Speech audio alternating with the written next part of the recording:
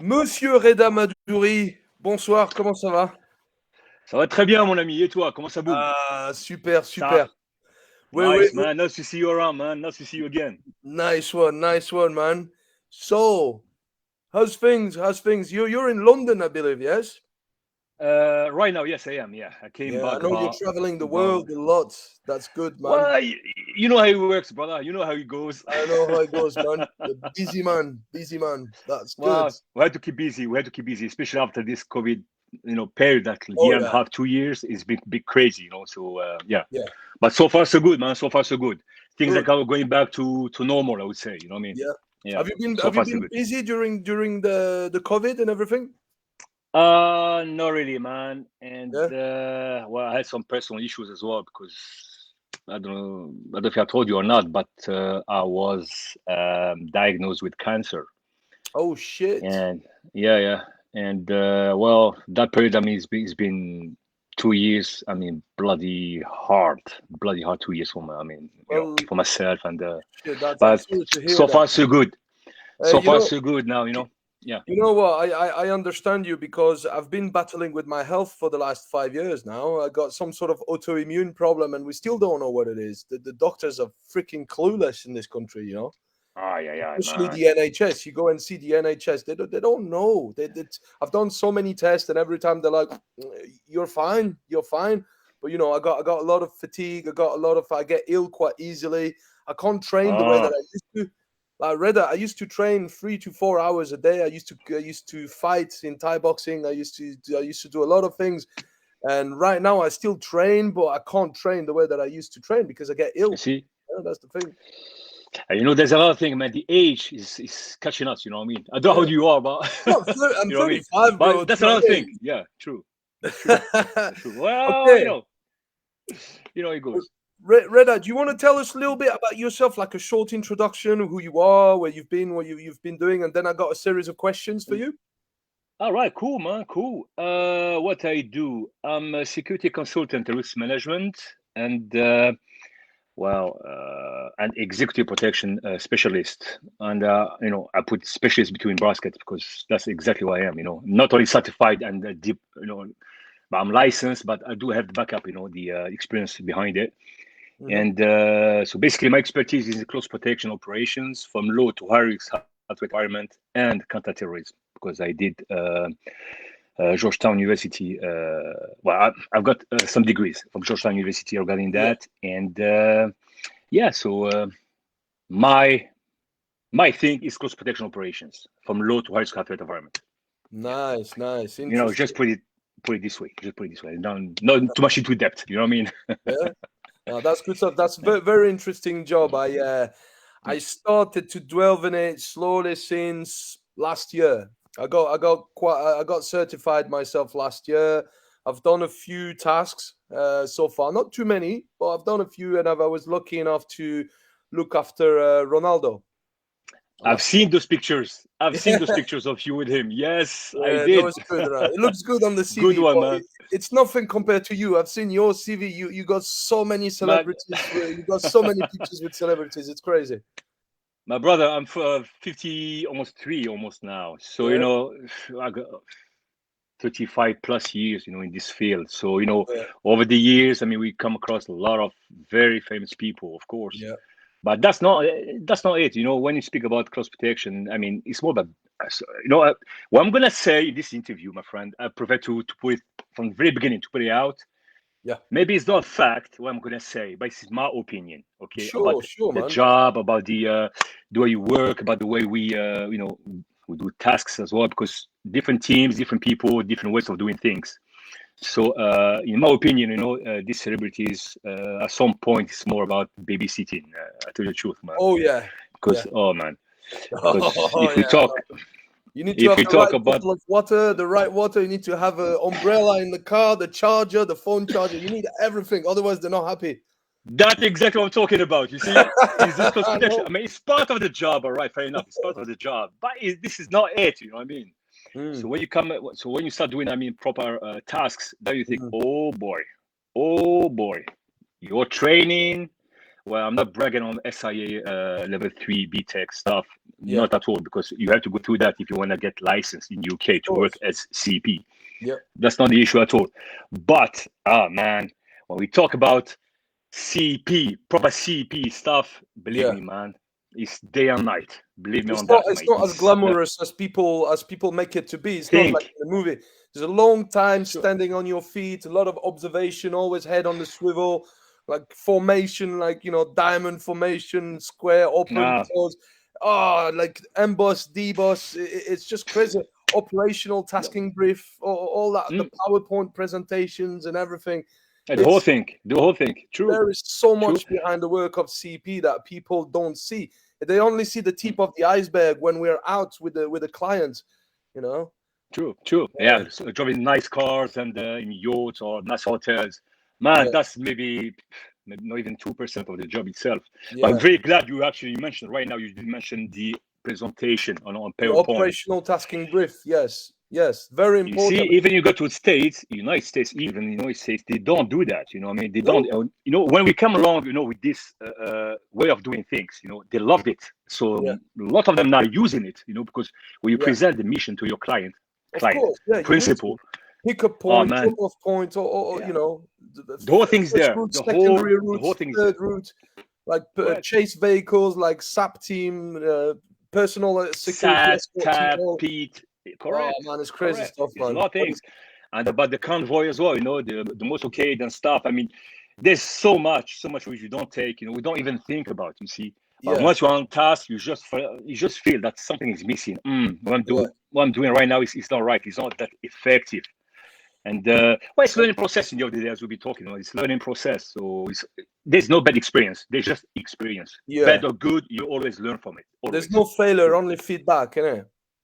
Correct. The thing is, you need to have the military experience behind it as well when you do the recon. So when you go and check which route you're gonna take, in order to see, okay, like, is that, oh shit, no, that's a good vintage point, we're not gonna take that road, or that's too close to a park, people could be concealed there, or do you know what I mean? It's like you need to have that military experience to be able to say, right, I don't like this road, it's too much on the open. There's vintage point over there, Nah, we're gonna take that next road, and that's why they prefer military people in the CP, but you're gonna hate me now. You're gonna hate me because you know what? Well, what you say is true. I mean, it does make sense, but it's not a must. I tell you the truth, it's not a must. I'm not a military guy. See the proof. I'm the only one that made it till the end though of the program that wasn't a soldier. See. I mean, even now, when you train this PSD, I mean, we're gonna talk about it later on. The PSD, personal security detail. I mean, this is advanced level. It's level 4. And even certification from high field is quite high. It's not small thing. Even training itself is quite heavy. I'd love to do. The thing is, man, anytime, brother, anytime. You let me know. That's all you got, 100%. But I think, when we talk about just to come back to that point, the military experience is great experience. It's great. The thing is, in military, I mean, we know how it works. I was in infantry myself. So, you got that training, but it's very specific for military. Fair enough. The thing is, when we say, even on the CVs, when we recruit and even our clients, our principals would like to recruit some experienced guys, they always go for ex-military or ex-police. You know what? I tell you the truth, man. It's not about experience. Of course, it's going to be pretty much related to experience they had on the field. Fair enough. But it's not only about that, That's why I try to stress the points. Because, this kind of work, you can learn it on the field. You will eventually with your team, even civilian. You're going to learn, For example, if you're in Iraq, you're going to learn on the field from your TL or members of the team. It's not a problem. The thing is, the thing which you can't find with somebody who wasn't in police or military is the discipline. By discipline, what I mean, it's like, for example, we tell him, man, tomorrow you start at 7 o'clock a.m. The guy at 6:45 is already there. You know what I mean? He's not late. He's shaved. He's well dressed. He's ready to go. 6:45. Somebody without that military discipline, I mean, you're gonna come always late, maybe unshaved. The guy didn't have coffee, or he comes actually with a cup of coffee, to work. It's okay, man. As long as the client doesn't see you, I don't have a problem with that. But that's the thing, I mean. It's more about the discipline itself than the experience they got on the field. Because for somebody, for example, in special forces or even infantry, you know, the thing gonna learn, man, is specific, as I said, from military. You know, I mean, driving tanks and you know, handling weapons. I mean, heavy weapons and stuff. A civilian, even if in Iraq, I mean, at the most you're gonna have maybe AK-47, M4, assault rifle 15, maybe, I don't know, but it's not gonna be heavy weaponry. You know what I mean? And so that's why I told him you're gonna hate me, because I'm not into this experience, police or military experience. However, it's better to have people with this kind of experience, of course. Yes. But if you don't have it, it's not a big deal, because you're gonna learn on the field. And if you don't actually go, you know, buy the book, you're gonna get replaced. That's it. So you're gonna lose opportunity. You know what I mean? So you have to learn, or your place is gone. That is the thing in the close protection, is that you have one chance to do your work right. If you don't, you're gone. Why? I'll let you know why. Because you've got so many people waiting. Because you put life in dangers, man. That's another thing, for your contract, absolutely. But as I say, you know, because you've got so many people, you know, with licenses or without even, you know, because I know a lot of them, especially here in London, you've got so many of them working at CP and they don't have any license, SA license, you know. But that's another discussion, I believe. But you know, the experience is good. You need that, you know. But if you don't, you know, filled in and complement your team, man, trust me, you're gonna get changed like that. And you got hundreds of people waiting behind you. That's unfortunately it is, you know. That's the way it is, unfortunately. You need to work well as part of the team. You know, you need to fit. You need to know also the strength of the team. That's why, you know, as part of the CP training that I did, we had to do a level 3 management as well. Conflict management. Or conflict management? No, management. No. Just management. Yeah, management, to manage your team. And, you know, if you're a team leader, if you're a TL, for example, how to see the strength in your team. You know, it's like working the doors, man. You know, I work the doors as well. And it's like, right, if I got someone that's good at talking, general, that's me. Yeah, I'm the smiley one. I'm the smiley one that knows how to talk to people.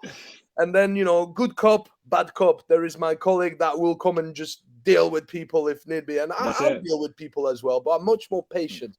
So, and let's say if we had other people, and you know, everyone has got a strength, and you need to actually see, okay, that guy is good at talking, so we will put him in front of house. We will put one guy that can handle himself right behind him just in case he needs it. And then we'll have the big guys inside to deal with shit, you know, and take people out. So it's management. It's managing your team.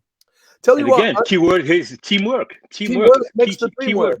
Absolutely, yeah. So tell you what, if we kind of rewind a little bit and speak about you a little bit before we go back to all this. So which country and which city were you born in, brother? Paris, my friend. Paris, like me. Paris. Yeah. That's it, see. Créteil, 93. Ah, moi c'est le 94. Pas loin alors, pas loin. Nice. Yeah, good. My parents are Algerians, from Algeria, so I'm Algerian at heart, brother. Algerian 100%. 1, 2, 3, viva l'Algérie. Yes, man. So how was it growing up? I'd ask you, how was it growing up in France? But I know how it was growing up in France. But you're the generation before. So how was it for you, man? Not that much changes, you know, les cités, tu vois, 92, Colombes, tu vois, Puteaux, bah oui, la Défense, tu vois, c'est les quartiers, je suis un peu, tu vois, un peu dur. But it was good. But again, you know, you learn on the street, you learn a lot of, you know, things nobody will teach you that in classroom, you know what I mean? Nah, you do. Yeah. But I believe, and it get a bit worse for generation after us. You know. But it's all right, man. You know, we did well. I believe we did well.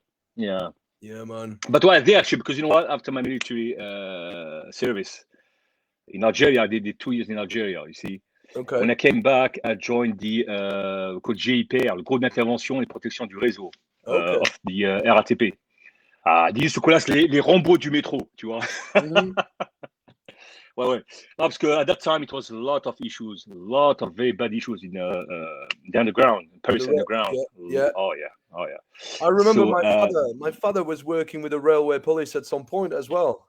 Yeah, yeah. I was part of them. I was part of the police at that time, and man, that was because I think I'm going to talk about that martial arts. We, we, we Martial arts. we will do in a bit. Yeah. All right. I was thinking maybe first to speak about the importance of developing good situational awareness, good environmental awareness, good behavioral awareness in our line of work. To be able to Yeah. spot things before they actually become physical, to actually True. kind of spot pre-threat indicators so that you can safely remove yourself, physically remove yourself, avoid, escape, or de-escalate. All Yeah. that skill set, which are soft skills, not the hard skills, which is But, but. but the soft True. skills, which is what you want to do before, so that you don't have to use the hard skills. So what do you have That's to it. say about all this? Oh man, you know what? I learned that on hard way, honestly. Yeah, me too. Being From a young proactive. age. Oh yes, oh yes. That's why I said, being proactive. Whoa, where did you go, bro? 1 second, bro. Something happened. You're gone for some reason. What the heck? Little bit of technical difficulties, folks. Hopefully, we'll get that sorted.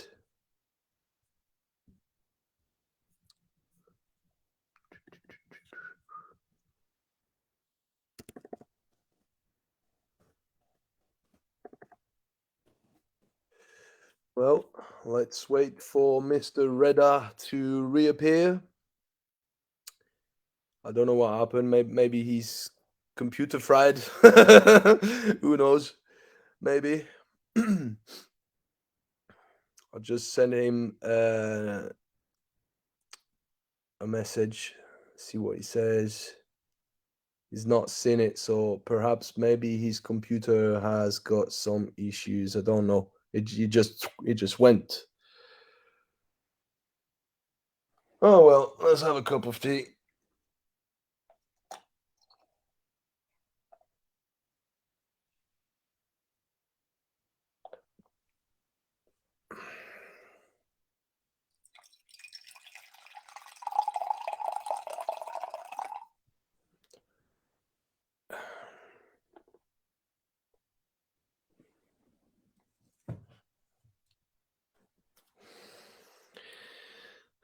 I'm just going to... let's have a look. 3, 2, 1. Hello. I don't know what happened, mate. I don't know what happened, bro. But it happened. It's okay. You're That's back it. now. It did. That's cool, man. That's cool. So you were saying you had Aye. to learn the hard way. You had to learn the Yeah. hard way about developing these soft skills. Skills. Oh yeah. Back in the early 90s, very early Yep. 90s, when I joined the GIPR, the training itself was pretty much, it was good actually. I have to be honest. Yeah. The thing is, when you came from forget about military, about martial arts background. Yeah. You think, because you do Muay Thai, because you do Kyokushin, you think, man, nobody can stand in front of me. You know what I mean? Yeah. I'm telling you, man, you are like a superhero. You know what I mean? You are young and you're working with the team. At that time, we used to work teams of 5. So you can imagine, man, we've been recruited, because of our appearances, of course. You had to be 180, 180 centimeters tall, background in martial arts, and proper recruiting process, you see. And as I said, a lot of issues in the Métro Parisien, a lot of issues. Yeah. And, we used to have so many, man, if I tell stories, man, in Châtelet-Léal, La Défense, Noisiel, Montparnasse, stations, big stations. No, When I you know. got, I got mugged a few times when I was a kid in the metro boy, lines. So, yeah. that won't happen, brother. Trust me on that, mate. Not now. I'm not that guy anymore, mate. I'd fucking hate to be the person trying it on me right now, man. Oh, that's it, man. That's it. You get it. You get it. Honestly. The thing is, because as I said, you've been teams of 5, and we had the Tonfa, and right, Metropolitan Police, right, in blue, so you have this big bucket and got a radio, handcuffs, gas, yes, gas, yeah, Tonfa, and Rangers, you know what I mean?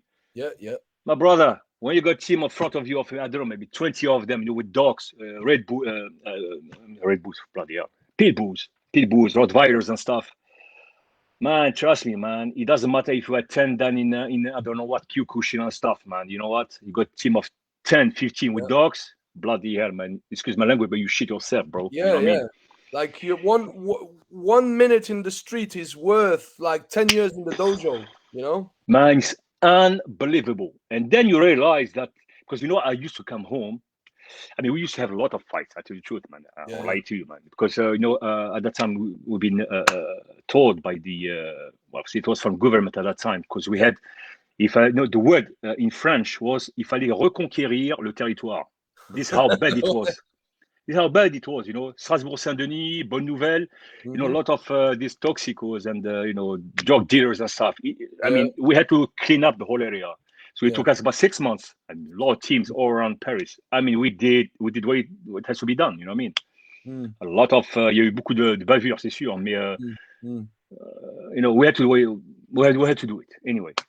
And at some point, I promise you, man, you come back home and you be just, that happened to me so many times. I tell you the truth. In front of TV, sitting with coffee, I'm thinking, man, I spent like 20 years in my dojo. I'm third dan at that time. I'm third dan in Mm, karate mm. and Muay Thai and stuff. And I couldn't even do one proper kick, or even proper punch or something like that. Yeah. And So I've it's been spending nights and nights thinking, what went wrong? You know what I yes. mean? It's, The you just thing, don't get it. yeah, the thing that people don't get within the martial arts. I'm not saying everybody, obviously. I started with a martial No, art of when I was course. 4 years old. We I've all been did. We all did. know. Yeah. But, Yeah. but the Yeah. thing is, when you start to study the effect of adrenaline, the difference between fear and adrenaline, the physiological changes, the cognitive shifts when the blood rushes away from the prefrontal neocortex to me at the where the limbic system is, and you go reptilian brain, then you go tunnel vision, hyperventilation, decrease of fine motor skills, uncontrollable shaking of the limbs, voice quiver, auditory exclusion, time That's distortion, it. all the stuff that comes into play that actually impairs your ability to fight to the best of your ability. And we are talking about a fraction of second. Yeah, A yeah, fraction of all what you mentioned right now about the reptilian, attitude and yeah, it happens in less than a second. You know what I mean? And yes. you just The froze. You amygdala. just froze. Yeah. Yeah. You got the amygdala in the brain, which is the threat detector that sends a signal and then release the adrenaline. And then you got different types of adrenal release. Mm. You got slow release, you got quick release, you got low, moderate, or elevated Hi. release Yeah. of adrenaline, True. and then you got secondary. You can have also secondary adrenal dump as well. When you think it's all over, and Second now pump. you see 5 guys coming with weapons, and now you're like, fuck. Do you know what I mean? So all this stuff, learning to deal with adrenaline, is very, very important. It's stuff that is not spoken about Oh enough in man. the martial arts, and it's all got to do All right. with breathing, lowering the Mm. heart rate, because the heart rate is what starts it all. It all All. starts with the amygdala and the heart rate elevation. And when your See, heartbeat goes 100, 120, from 90 to 120 beats per minute, that's it. You go tunnel vision, you go all this shit happening to you. That's why it needs to be that's trained. Yeah, yeah. That's why exactly what I teach for seminars we give. For yeah. the first combat and stuff. Mm-hmm. That's exactly what I say. Because we were creating. I mean, we did for over the last maybe 20 years. We've been creating, doing these pressure test scenarios. Try to Yeah, see what comes out of it and what how comes we out. can Yeah, change the human behavior, because it's all about human behavior in the end of the day. See, absolutely, man. Yeah, yeah. Physiology. you know what? That's what I try to explain to them in the seminars. You got two guys, like mocking each other, like swearing at each other. Maybe the heart rate is about 90 pulsations per minute, all right? Yeah, But at the same position, the guys doesn't. I mean, they didn't fight yet. You know what I mean? I'm talking about for the body. I mean, for your heart. I mean, to stay steady. Yeah. Same position, same everything. If one of them just take a bloody knife, the other part, just by looking at the knife without even moving, his heart goes Yeah. 125 like that. You see. So So I they, try to explain that yeah. what happened between this adrenaline injection and stuff, and Yeah. why you froze, and why you, as you mentioned yourself again now, the tunnel vision comes so narrow you can't see a shit. Yeah. It doesn't matter who you are, That that MMA makes, fighter or not. yeah, and that makes you See, quite vulnerable to flank assaults. You know, you can't see what's happening on the side because you you're too don't. focused on the threat in front of you. The I know, stuff yeah.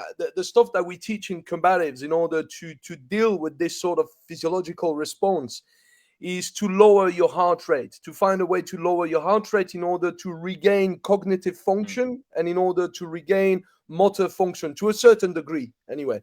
mm, And that is to breathe a certain way. So we got the mm. box breathing, 4-second inhale, 4-second hold, 4-second exhale, Yeah, four that's second it. hold, and that will kind of Mm, lower your heart rate below a certain threshold, and which will mm. allow the blood to flow back to the front and allow you to make tactical decisions at that point, and then Exactly. until the vision reopens.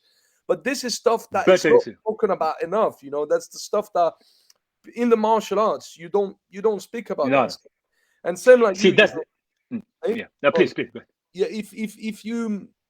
If you stepped on the ring and you did a bit of Muay Thai, I know I've had a few fights, and I remember the first time I step on the ring, and my coach was shouting at me, Julian, what are you doing? Jab, low kick, grab him, clinch, knee, and I couldn't hear shit, man. And then at the See, end, he was true. upset. He said, "Why the fuck you not listening to what I'm saying to you?" And I didn't some hear you. and later on, I looked at the video because somebody captured the video on their phone, and I was like, "Oh yeah, he was You're he was shouting. telling me what to do." Because of See, the adrenaline, the auditory exclusion occurred. I couldn't hear what he was saying. Do you know what I mean? And see, what was like a 3 to 5 minute round seemed like a freaking eternity, man. it's so true, man. So true. That's so true, man. Yeah. But you see, it's good to speak about this kind of points because you can Mm. see the difference between martial arts, Yeah. you see, and what we call reality-based Combatives. combatives. Yeah. You see, I'm so glad to hear you talking about. I mean, to mention this name, combatives, is so important, mate. Yeah. And that's actually what makes the difference between. No, don't get me wrong, martial arts. I mean, if you want to learn to not how to fight, but to how to kick, how to punch, how to Yeah. work on It's the like floor, transitions. It's perfect. You have to go eye-hand through that anyway. coordination, build stamina, build like footwork, head Yes, movement, eye-hand absolutely. coordination, power, being Yeah. able to take punishment. All that stuff is very useful, but this is attribute, and that is actually Mm, going to my one of my next question, but I can ask it now. mm. So you see, from a martial art and combative training perspective, what do you have to say about the difference between attribute development and fight development, which are two very different things? Because in the Very martial arts, different. what we train is attribute development: how to kick, how to punch, how to do this, how to do that. The fight development is when we put all the gear and we had pre-fatigue. We can spin you 10 times with your nose like that so that you're all like, whoa. And then we set 2, 3 guys on you with protections With and see helmets and what stuff. you can do Yeah, there. and go just bust you up. Full Yes, contact. yes. I tell you what, that's why I went away 90s. I mean, about 95 when people used to. I mean, at that time we just hear about the UFC championship and stuff. Yeah. I mean, we've just been blown up. I mean, come on, man, this is amazing. Standing, I mean, fighting like pretty much Muay Thai. Standing, punching, kicking, elbows and knees. And when you go on the floor, you still punch and kick. So I mean, Yeah. very at least in the beginning of UFCs, or beginning at least. I love And MMA. I've there's seen MMA. another Yeah. work start start working on the ground. Yeah. It was we call it the grappling Yeah. stuff. MMA. I'm talking about jiu-jitsu, Wrestling, wrestling, jiu-jitsu, vale judo, tudo, whatever. Roman, yeah. Yeah, but even so, it's still sport, my friend. You Yes, see, you yes, it still is. have you Absolutely, man. still have you still have rules. You still have a referee with Regulations. you, Yeah. a controlled area, the octagon or Yeah. mat or whatever. There is a My friend, referee, when time you're out limit, and there, that stuff. that's it. And you can stop the fight whenever he wants. While you're on the bloody, you mentioned that you've been working in the clubs and as bouncer and stuff. And this is one of the best examples I can give, man. We got fights over there, inside or outside the venue. Yeah. When he goes out, when he goes out of control, it does go out of control. Yeah, Bottles, wherever, it doesn't really mind. And then bloody again, you see, if you think sport-wise, like fighting and not, you're gonna get hammered. I tell you the truth, man. Oh, absolutely. Maybe you got a good team, you might be lucky, but you're gonna get lucky once, twice, 10 times. Eventually, man, it's gonna be bad. It's gonna be bad. And this is what I try to teach as well. When we try to tell them the difference between a fighter and a warrior. There's a big bloody difference. Yes. Big bloody difference. You see, and one of the reasons I went away from martial arts in mid 90s, I started looking for something to just have trying to find some not technique, but at that time it was technique, because after that it developed into tactics, strategies, and so on. After that, But I was looking for something which I can use, something which can help me on my daily basis work. You see, what I mean, so. I tried everything, man. Penchak, Silat. I tried everything. And one day, 99, 2000, because I went to America, and I came across a seminar of Krav Maga. You see, and then Krav Maga at that time, I thought, oh man, this is different. Because the way they think, the way they, is pretty much, focus on what I was looking for. Honestly, just go there, bust the guy for 5-6 seconds, and run away. It was good. How can I say that? The philosophy behind it was good. The mentality. You had to survive a fight. The mentality of it, But then it was good in the beginning. Then I just been thinking, all right, but in our jobs, for example, because we work with weapons. When I say weapons, I'm talking about firearms and stuff. Rifles. So when you're a rifle, how on earth can you manage to do these kind of techniques when you are working with the and then I came across Kapap at that time. I'm still I'm still teaching that, but I did develop it so much on my side, because I took different things from different systems, right, and I put it all together, you see. I have to tell you, man, the outcome of it is way much better than what I expected, to be honest with you. Because you can, again, we're talking about the thinking and the way you think. For example, you got got a rifle here with a sling, of course. The guy came close CQC, close quarter combat. He comes to grab your, to take it away. Why would you even strain to pull it out from you? Man, just leave it, because you got a sling. Leave it. You got the free hands, and then you do the guy. His hands are busy. Your hands are not. He can't take it off. He can't take it off of you. You got sling. Let him take it. You want to take it? Try. Give him, some time to to wrestle with it. But you got free hands, and then you can do a lot of things. You can work. You can work on that. So that's said, the outcome of it became very, very. That's with Peter Mottridge. Peter. Yeah, he's my business partner as well. Very good guy. Okay. Yeah, and he's military and he's still serving at the moment. But the development of techniques plus tactics plus strategies, man, for the operational sector, is very good. I won't say it's best, because there's always something better. But to learn it, to understand it, to understand the meaning behind it is so easy. And once you get it, my friend, that's it. That's it. It's all, one thing that I've realized with the years of training is that you can see yourself going through different stages, different depth of understanding of how to train and what combat training means and what combat really is and how you should train. And at first, most of us, when we start with traditional martial arts, we're stuck into the technique mentality of thinking in terms of technique. And a technique, and this technique is for this strike, and this, and it's way too codified to work in. Codified. And that's what I'm saying. It's too codified. Yeah. And what you want eventually at some point is to think in terms of concepts and principles rather than thinking in terms of technique. Because when you think in terms of concepts and principles, then you understand. When you look at a technique, you can understand the concept and principles behind it. So at that point, you can even create your own techniques, because it's not about technique anymore. You're actually freeing some space on the hard drive, because now you got more space. Now you're like, right, what is the concept? It's the same thing with, True. like a weapon disarm or things like that. Is bring your hands as close to the weapon as possible, clear off the line of fire, control the weapon, and fucking blitz him with anything that you have. Simple. That's it.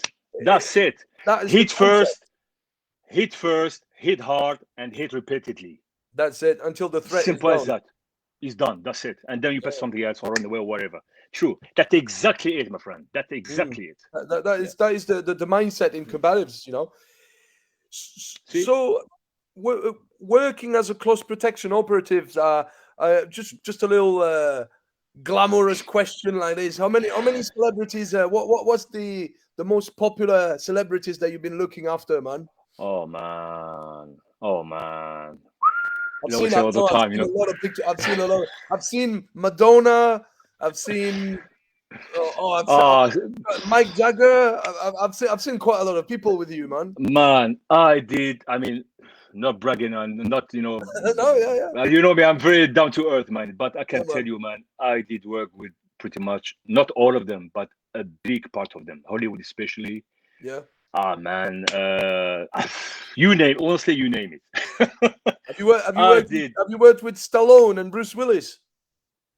Have you? You got pictures. You got pictures. You get them. Yeah. Nice one. Oh man. Not only that. Well, once. Oh man. Lately, I just heard that she passed away. Lisa Marie Presley. Oh, okay. We did. Yeah. I just a couple of weeks ago, I heard that she passed away. Okay. And I got even a story about that, man. Her and her mom. I mean, I'm talking about a few years back. Anyway. We'll be looking after them, and they were in a very famous hotel in London. Just to put it this way, we're gonna keep, try to keep professional. Yeah, for sure. So, and well, I'm sorry, but you know what? I did a mistake because I thought the mom was the daughter and daughter was the mom, because the daughter looks, the mom, sorry, looks much younger than the daughter. So I went to her and told her, yes, Marisa, let's go. She looked at me, she says, I'm not Marisa. I'm very flattered, but I'm not Marisa. My daughter is up there. I thought, what? J'ai pris la mère pour la fille pour la mère. Tu vois, tout le machin, la honte. Merde. Oh, man. Ah ouais. And no, I did a lot of celebrities. Okay. Orlando Bloom. You name them. One of them I'm very proud of, because he's the guy. When I was young, we used to see his video clips on TV and stuff, and I loved it. Till now, I'm a big fan. Guns N' Roses. So we did Axl Rose many times, and yeah, rock and roll, brother. Rock and roll. Yeah. Nice one. So many. The list is really big, really big. Yeah. No. That's good. That's good, man. Yeah. Good portfolio. So I know that you train the close protection operatives as well in hostile environments, CQB tactics. Yes. So, that's correct. Yeah. That's stuff that I've been doing a bit with my father when I was younger, and there's so much things to have a look at. All the shooting position, the standing, leaning, kneeling, sitting, crouching, prone, urban prone. All the kill house sweeping drill, opening corner, center fed room. Proper CQBs. Yes. Yeah, the weapons, the also the preemptive weapon draw, reactive weapon draw, in-fight weapon draw, the emergency reload versus tactical reloads, transition from carabine to pistol, and then and then all the first aid, all the tactical medical care, being able to apply a tourniquet under pressure with only one hand if need be, and all these under pressure while you're being shot at. I've always had a lot of respect for soldiers. I grew up around, my father was in the military as well. Quite a lot of men in my family were in the military. I'm kind of one of the only guy that didn't go, because I always had a problem with authority, brother. So I don't, No good. I respect the skill set and the mindset that it takes to be operational, to be like operational. That is great stuff, and that's why I wanted to learn. I wanted to learn how to shoot. I wanted to learn how to survive, how to fight, and how to do all that stuff. These guys are some of the most intelligent people in the world, and they're not. A lot of people don't understand what level of skills it takes to do that job. It's just crazy, Oh man. man, honestly, it's not only the skill. I mean, oh It's a man, you know mindset. what? Yeah, It's a mindset. It is a yeah. mindset. Mentality, It is a mindset.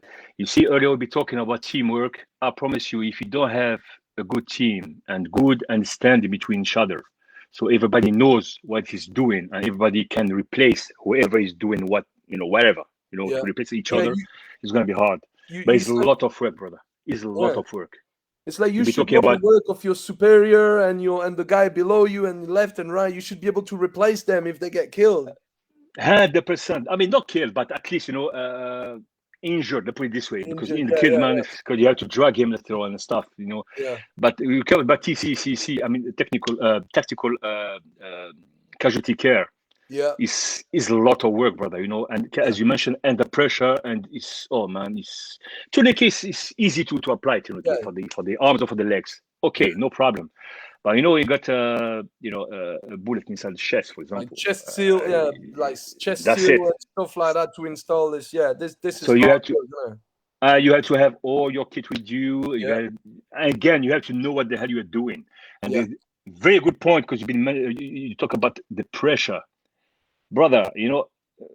First aid is first aid. I talk about techniques. Okay, it's fine. But when you are having somebody, one part of your team, yeah, shooting on top of you while you are doing you carry the first aid, yeah, man. Again, the time just stops.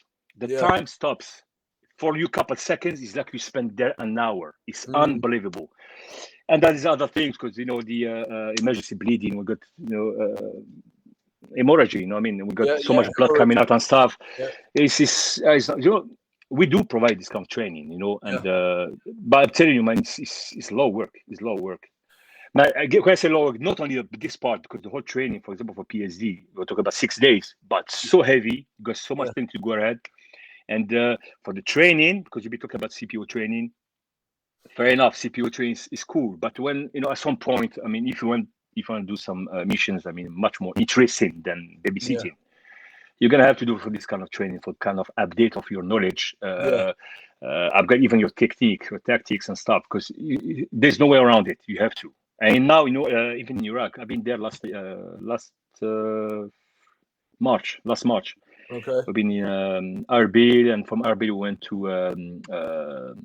Baghdad, and then to Basra. okay. And I tell you, man, we had people with us. I'm not going to from which nationality, because we had so many issues with them. Ex-military, 5 years in military apparently. They've been together. Yeah, And well, obviously they know. I mean, they've been military, yes, of course. But that's why, what I hate. I'm sure you're gonna agree with me. what When is they it? come to you and he says, I was military, this and that. Yeah, military, okay, but what were you? I mean, you could be whoever present himself, he was ex-special forces. Yeah, All of them, you know what I mean? But at the end of the day, special forces, yes, but what were you doing there? You were cook, you were bloody opening the doors. What the hell you were doing over there? You know what I mean? mm, Because when you see them handling weapons, still okay. But when it comes to tactics, my brother, he doesn't know what the hell he's talking about. He doesn't yeah, know. It's just a problem, or even a bomb to explode on us. You know what I mean? So if the guy is a threat to us as team members, it's better for him just to stay away. You know what I yeah. mean? When you put your And teammates in danger, that's yeah, see, we had so many discussions about really condition 2 and 1. That means, condition 2, you got a full magazine in your weapon yeah, and no bullet inside the chamber. No bullet. Number 1, condition 1, when you got full magazine and chambré. That means right. you have a bullet Chambered, inside yeah, chamber. Yeah, chambered. We told them, guys, they come over straight to him. They don't even wait for the TL to tell them, condition 1 or not. They just put it straight to condition 1. We told them, guys, do not do that. You stay on condition 2. If something is live, or the TL or CEO says that, guys, condition 1, then you put it condition 1.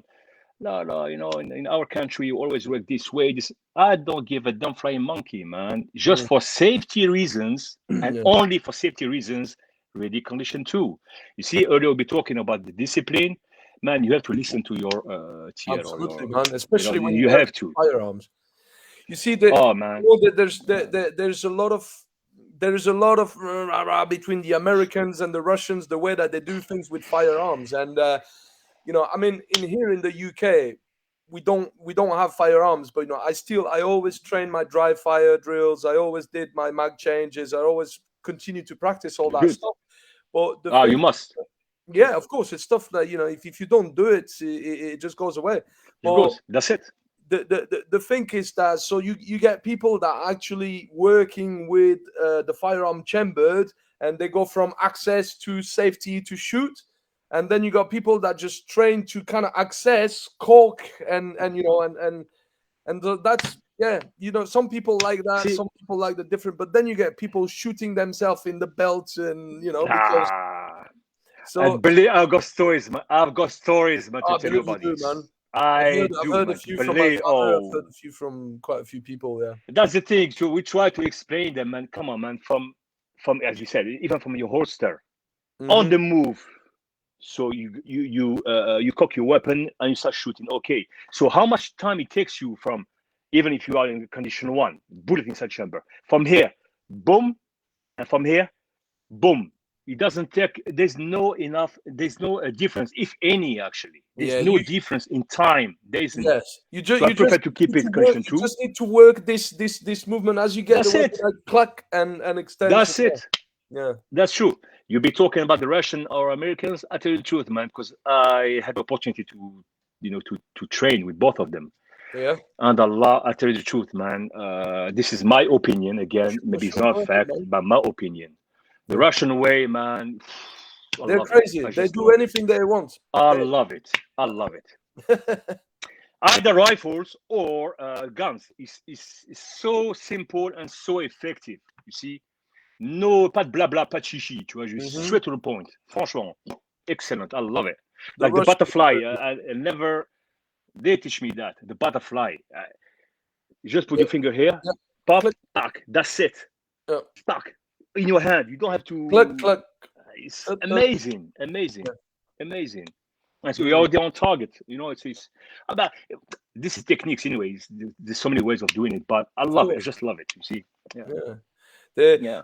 the Russians, so I had the opportunity as well to kind of train a bit. Obviously, not in the same, my father was basically posted in Russia at some point. I grew up in the Eastern Europe myself. I grew up in Latvia and Lithuania with my Ah, cool. father. I spent some time in the Ukraine as well before all this. I was married to a Ukrainian That's, woman for 6 years, and man. so I was lucky enough. I was fortunate enough to be able to teach a couple of seminars for the like the police special forces there in Ukraine, in the city of Ternopil back in 2011. So and that was pretty cool. And we've had a little technical exchange where they show me the stuff that they do as well. And these guys have got the mentality. Ukrainians and Russians they're warriors all Same. in their vein. Their word. That's in True. their bloodline, bro. True. So true. So Yeah. true, man. So true. I've seen My same story. I had the same just a little story. go on. I mean, with other guys, because we've been in Russia a couple of times, you see, and we had the opportunity to train with the. I don't know if I should say it or not. No, I'm not going to say it. No, just to avoid any. But high, a unit, Yeah, proper unit. the So we've Spetsnaz. been. I'm on. No comment. No comment. All right. Okay. But anyway, out of en tête, je te dirais, d'accord. Okay.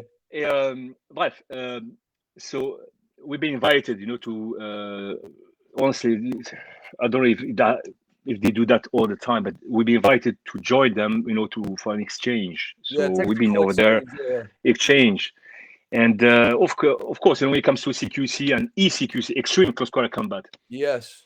they teach sambo, combat sambo, not Yeah. sport sambo, Yeah. combat sambo, Combat which is symbol. Yeah. big difference, a huge Yes. difference between both. Yeah. Amazing. Mm.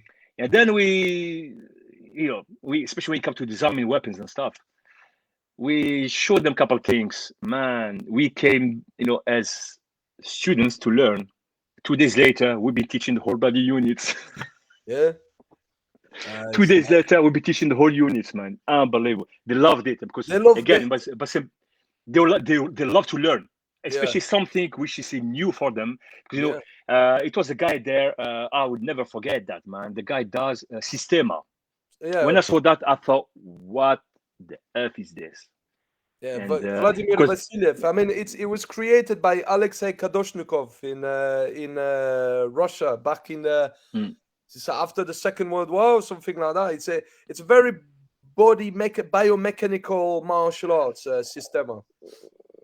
Is it operational in your point of view? So I've trained a bit with various people in the military, like operational people that were training Sistema when I was in Eastern Europe, and I can tell you that there are various branches of Sistema. Okay, there is the Sistema that became very commercial. Yeah, that it's very attribute development based more than anything else. Okay. But then you got the combat Sistema, which is basically the stuff that is being used in the military. And yes, there are some really good stuff in there. But the combat Sistema is basically the most pragmatic aspect of Sistema extracted and put together into some sort of curriculum that is taught to the military. So you know, also the psychological. You see that the thinking Sistema, they have a lot of mindset, psychological, how to master your mind, your emotional state, your breathing. All that stuff is part of Sistema as well. So I see. I know that there's a lot of people. Sistema is being very mocked by a lot of people, especially right now that you can see the commercial version of it, and a lot of people don't understand that most of the stuff that you see in Sistema in videos are attribute based, attribute developments. They're not the actual way that people fight. It's just to develop attributes. There's very few people that actually show the real stuff. The military, you can see the military, yes, they will show you the stuff, the simple stuff that works. Because stuff what you're saying that makes sense. What you're saying does make sense. It does make sense because these guys, they've been showing a couple of things which honestly you think, man, no. With the knife here, just kind of move with your body. C'est du smurf, tu veux dire, il danse. Yeah. And no. I mean, even forget about technical, because technically it's just nice. But if you do that, oh man, come on, man! Somebody with a knife, you wouldn't dare even thinking of doing this. You know what I mean? So maybe it's been badly represented for sure, because I don't know these guys. Honestly, I don't know them. But it was good experience again, see, because you see, as Bruce Lee says, take what is useful, and disregard what's useless. And you have to add what is specifically your own. You see, so that's why I like this philosophy of his. Yeah. And so that's what I always do. You know, just take whatever I like, whatever I can implement in our stuff. And see so if it far, works so good. For you. You know, if it works for you and you can implement that stuff, and you know, and the thing is that it has to be simple. It has to be simple so that it can be retained by the limbic system when you go reptilian brain, when you experience adrenaline. True. If it's See, you've been talking. It won't work. Yeah, that we said earlier. You know, when you got, for example, somebody, I don't know, maybe you've been in gym or dojo for 20 years, of course, you're gonna know hundreds of techniques. Yeah. But again, under pressure, would you be able? Because so listen, simple as even yourself with Lee, I know for a fact you do this kind of pressure test scenarios and stuff. My brother, to find one technique when somebody's yelling at you on hammering you, bloody hell, man! You can't even think. All what you want to do is just protect yourself. Let the bloody storm go past. You know what I mean? That's all you wish for. For sure. So you know that's this is another thing, because you know I'm in war for the last. You can tell even Peter is. That's how we met, actually, Peter Mottridge. You see. Because you know, got some. I'm not mocking any styles or any martial arts. I've got big respect. I'm a martial artist myself. I've got only bar respect for martial arts. No problem. Don't get me wrong. But few people are I wouldn't say lying. They are making people in danger. Simple as that. They are teaching them some few things. You say, what on earth are you doing? What are you doing? And then You are the one who's getting criticized. Yeah. You are the one. Oh man, no, this is bullshit. This is kappa bullshit from Israel. Blah blah blah. Yeah. What? Man, we're talking about effectiveness of things. I don't give them about system Yeah. or as long as it's effective. I take it. That's it. That's it. Full stop. You Because know. I've been in so many situations. Forget about security point of view, but even in CP, working in I don't know, man, Libya, Somalia, even Yemen. Yeah. My brother, you just realize very quickly that man, you don't have time and you don't have the means, to defend yourself. That's why I love the word self-protection and not self-defense. Because I got a That's big two issue with this different things. Completely different things. man to the rubbish. You know what I mean? Self-protection. Actually, we're writing a book about it now, Yeah. just to make it much more into everyday's practice of people who are learning not only is martial arts, but self-protection or self-defense systems and stuff. Because it's good to learn, absolutely. You have to learn. Sure. You need techniques. You need to learn techniques, Mm. but how to put them positively and effectively in your side when you need them, Yeah. and most importantly, how on earth you can implement that techniques when you are under attack. Man, this is a big point. This is where it all boils down to the cultivation of mindset and being True. able to access the aggression on a switch. So, for example, in UC, in Urban Combatives, that was developed by Lee Morrison, basically, he speaks about two main things when it comes to psychom, the psychology of combat, the psychology of violent confrontation is state management. So management of emotional state, managing your emotions, your adrenaline, your fear, your fatigue, your disorientation, all that stuff, learning to manage that stuff. And then you got state access, which is access of combative state. For example, being able to access a high level of cold clinical aggression on a switch. And that's stuff that you have to train. That is stuff that you have to train. It's not only combat training, it's neural based learning. It's stuff that you put on the hard drive. And whatever you put on the hard drive is what's going to come out when you play. What you put on the muscle memory. Yes, muscle memory after that. Yeah, it's motor. It's more like motor, and I would even say neural memory, neuromotor memory. That's really what it is, because from your it goes far. neurons It goes to far. your limb, True. and True. you build this memory, and it's also learning to access the aggression on a switch. And the way that I do that is I work in front of the mirror. I work in front of the mirror, and I go from soft state to hard state to soft state again. So soft state is when I'm smiling. So I'm going in front of the mirror and I'm just relaxing my body and I'm just smiling and I'm there. And I go from there to I go from there to that, and then I go back to my smile straight away. That's it. I go with the switch. I go just on off, yeah, on for a bit, off. Do you know what I mean? Off. That's it. That's it. True. I build this switch inside my brain so that I can access it at will whenever I need it. That's it. And when you have this, then but it's all, like I said, if you can manage your adrenal state, your emotional state, and the fear, fatigue, pain, disorientation, adrenaline, all that stuff, if you can manage to manage this, then you need to train to access what you need on an emotional level, on a physical level, and on a technical level. Then and at will. You are being shot at and stuff like that, True. Yeah, True. That's why I said that's exactly what I teach. I promise you, man. That's why I told them you have to become a bloody animal. You go actually from 0 to 100 like that. The way it has to be done, and then back to normal. Scan what's going on and get the hell out of there. See, but combatives, brother, combatives, same base, same understanding, same techniques, even I'm sure of it, even same thinking, same state of mind, mentality. Absolutely. Sure. You see, that's why that's what I try to when we talk about these kind of things.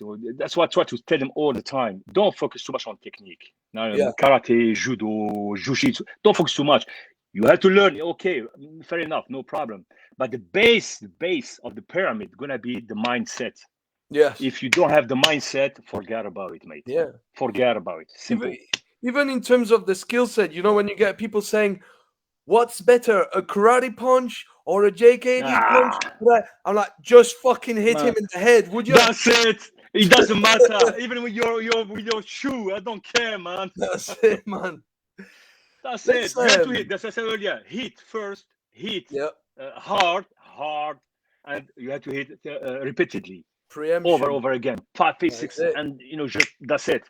You become a monster, a bloody monster in few seconds, and get the hell out there. That's it, man. That's So it. simple. We're talking like that. We are saying so simple because, of course, after a lifetime bloody teaching and learning and stuff, it becomes a second nature, I Of would say. course. But it's not easy. I mean, to put your mind into that state of, oh man, this is how I should be, and train yourself and your mind into this kind of focus. Yeah. Man, it takes guts. I don't even guts, because I tell you, man, I've got a lot of people here. They know what to do, they know how to do it, but they can't do it. They Yeah. don't have the heart to do it. Yeah. Oh man, I can't. Oh man, at least it's there somewhere there. In case you need it, you're gonna find it. Now, if you, as you said, access that knowledge Learn to access it. to make it work on such timing and such momentum, Yeah. that would be perfect. If you don't, that in the end of the day, it's up to you. You know what I mean? Yeah. But it's not to confuse too much, because we're talking about combatives here, and combatives is very specific. We're not talking about sport. Of course. No.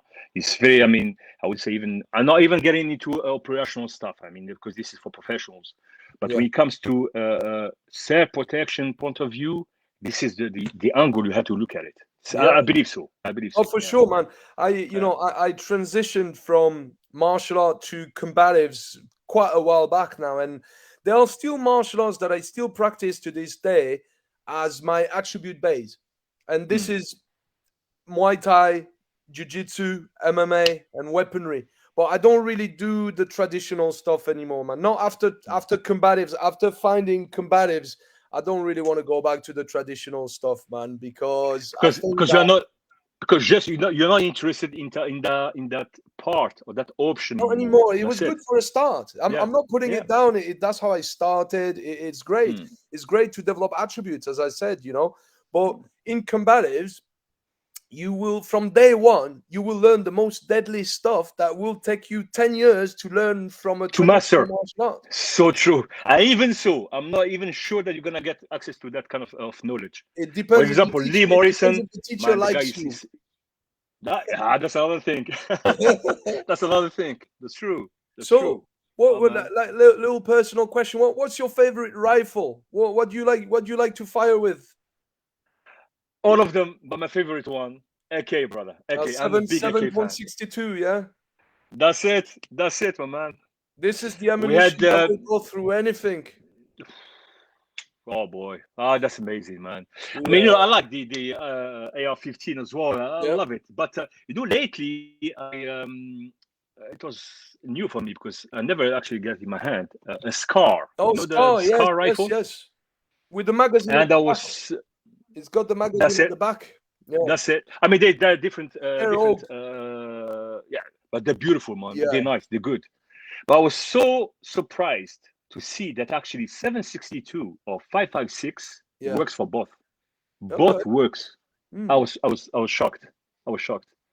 Oh, it's cool. 5.6 is very nice. Very nice. Yeah. But man, come on, AK is AK, my man. The thing with AK is that the mechanics of it is so simple. You can take it in parts very easily. It's easy to clean, and you can put it in the mud, in the sand, in the water. It will still fire. It will still work. The mechanic is so simple, and the ammunition will go through pretty much anything. Yeah. Amazing. But it's even okay. The mechanism is one thing, of course, but why I love it personally is because wherever you go around the world, North America, South America, Asia, Africa, because I used to work as a MSO, on boats, and whenever your client gives you access to weapons, 99% of the time it's going to be AK-47. It's not M4. It's not going to be that. AK-47. Even in Iraq, that's what they give us, AK-47s. So the access to it is so, I mean, it's worldwide spread. AR-15 is big expensive anyway, but it's been proven that AK is much more reliable than reliable. Yes. a lot of people won't agree with me, and that's fair enough. But that's my opinion again. The Americans on the love field, their weapon. You know, the American love their no, weapons. fair enough. Fair enough. Mate. And fair enough. I'm not, but AK-47 guy, man. I like, I like German and Austrian. I like German. You know, Heckler and Koch. Heckler Koch. Heckler and Koch, I think is brilliant engineering. Oh yes, yes. You know, the French army now they switched from FAMAS into Heckler and Koch. Okay. And they did about 2 years now, just before COVID. Yeah, because I do some, I mean, trainer of trainers over there for the Sentinel and stuff. So I know that for a fact. And you'll be talking about, man, come on, if you talk about the Glocks, I mean, I was talking about the handguns. Glock, I mean, again, it's exactly like the AK. Wherever you go around the world, most of the time they're going to give you a Glock, 17, 19, but it's going to be a Glock, you know what I mean? So again, the simplicity of it is amazing, Glock. Amazing. Oh yeah, Glocks Austrian. Oh, yeah. Some Austrian. It's been adopted by all forces all over the world, isn't it now? All around the world, correct. Before it used to be the Beretta M92, the Beretta that you could see, but the thing is the Beretta, it gets you'll fire maybe like 5 or 6 magazine and it gets jammed because it gets warm, innit? Oh, hot, yeah. It gets very hot. True. Yeah. But you got 6 hour as well, which is, I like it, but it's a bit heavy. I mean, in my opinion, it's a bit too heavy. Yeah. And but the Glock, man, is bulletproof, man. The thing is bulletproof. I mean, of course, if you do shot, I don't know, maybe 10 magazines, it starts to get warm, of course. But if you talk about jams and stuff, the thing is beautiful. CZ as well. CZ is beautiful. CZ75, beautiful. Czech Republic, Czech, yeah. But again, Glock is par excellence. Voilà. Yeah. That's your weapon of choice, like Glock 17. It has to be, my friend. Yeah. It has to be. I've got one with whole accessories, the red dot. I've got the whole accessory with it, the lead light on it. I even have the K-Pos, it's a kind of a device which you open and you put the Glock inside and you become a rifle. Yeah, I know. Yeah, it becomes a rifle. Yeah. So now amazing. The Americans even have that one with a camera. Yes, you can bend on corners. You can bend corners and look in the camera and stuff. That is precise. It's very precise, man. High-tech stuff. Beautiful. Expensive. That's the thing, man. Yeah. Oh man, I would love to own one of these, man, but unfortunately. So when I'm making too much money. Yeah. Have you been doing any? Obviously, you've been doing any live operations. Have you actually experienced real combat? Yeah. I can't really talk about that honestly. Sure. Of course we did, man. Sierra Leone, Libya, we did. Yeah. Somalia and Yemen, on boats, against pirates. Maritime security, yeah. Maritime. They're trying, the pirates, the Somalian pirates, they're trying, they're trying really hard. 2012 till about 14, that was the peak, it was a bit, hard. I mean, to deal with kind of things. But I can't really talk about that, my friend. But it's okay, no problem at all, man. I understand that. You know what I mean? Yeah, man. If over 17, 18 years of operating in those kind of environments, somebody tells you that you never come across a live fire, that means there's a problem, my friend. Yeah. You know what I mean? At the end of the day, if they pay us or if they need us as PMCs or PSDs, it's for a reason, I'm not saying that. No, I'm gonna leave it this way. That's it. Well, how would you say that these experiences made you evolve as a human being? He's gone again. Right, one sec. He's probably gonna be back. I don't know why it's doing that.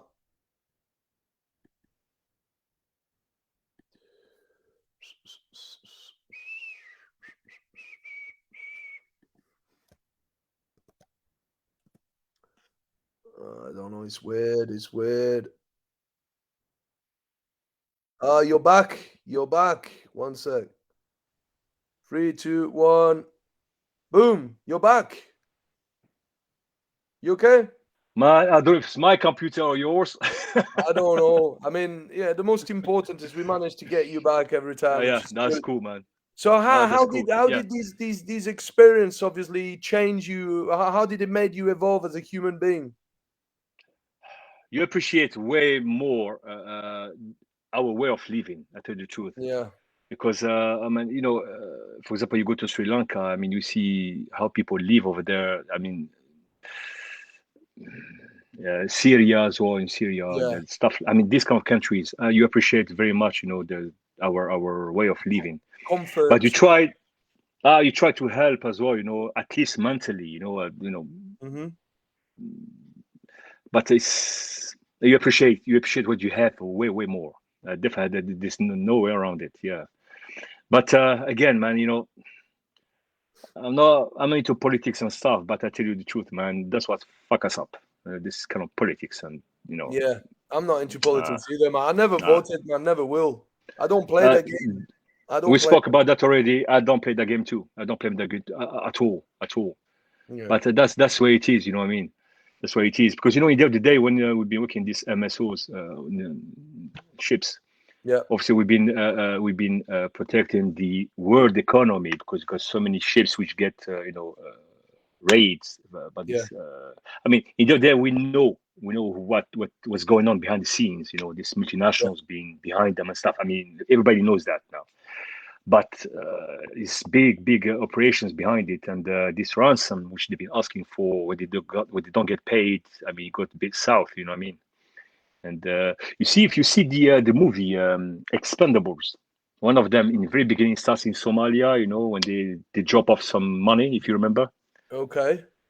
I think so, maybe. It's, if you see that kind of port and stuff, it's exactly that, mate. It's Yeah, exactly that. Yeah. But again, you appreciate what you have, and yeah. that's very important. That's very important. Yeah. Have Yeah. you have you ever suffered from post-traumatic stress disorder or depression because of your work and stuff that you've seen, stuff that you've been through, or Not really. Not really. However, one thing only did happen to me over the years is panic attacks. okay, The first time when the doctor told me, when he described him, what I couldn't breathe and just been pushing the walls in ships and stuff, they be telling me, "Oh, this is a panic attack." I look at my fucking me panics. I yeah, panic. Oh, what they are talking about? So, no, it's called this kind of condition is called yeah, panic attacks. yeah, And matter of about for the last maybe 2 years, I didn't get any. But that's the only thing which I got in this. It's not about stress because stress. I mean, we live with stress. That's not the thing. But the yeah, trigger was when I get a bit not nervous, but when I lose it, when I get angry. You see, that was the trigger. Every time is the trigger. I can't breathe. okay, It's like my chest is just compressing and get so nervous, red eyes, and yeah. okay, But well, they told me, drinking too much coffee, you have to do more sport, man. Come on, man. I was yeah. doing Muay Thai like 3 times a week, Muay I know, Thai, man. and The doctors are clueless, man, in this yeah. world. You know. No, just don't. I mean, it's one of the things which did happen, and Mm, but so far so good. Except for the last couple of years, you know, it's all right, it's okay. yeah. But PSD, thanks God, so far so good again. See, No, that's good. no. That's good. However, I've got some couple of guys, couple of friends from Yeah, Croatia and Poland as well. Poland, yeah, because they've been doing it for quite some time. Right, when you do this kind of, could go for the Red Sea, from Sinai down the Red Sea to Sri Lanka, see, yeah. and then come back and stuff. I mean, if you do one transit for about 3 months, let's say 3 months, I would like to go back home and relax for about at least a month. You know what I mean? I know people which they've been doing one back after the other, no stuff for like 2 3 years. Okay, I understand if you don't have family, you don't have kids. I understand them. You want to make money, no problem. But man, you Yeah, need some time for yourself. You need some yeah, time for for sure. yourself. You know what I mean? Money is not everything in your life, mate. Of course, man, Unfortunately, of course. yeah, you have to It, think a it, little bit. It is important. And Mm. it's got money is important in a sense because it offers you more possibilities to do stuff and to invest in yourself and help other people and things like that.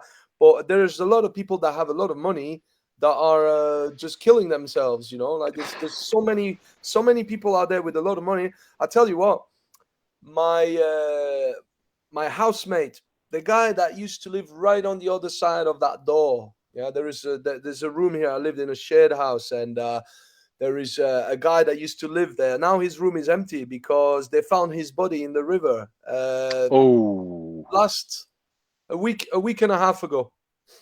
gosh.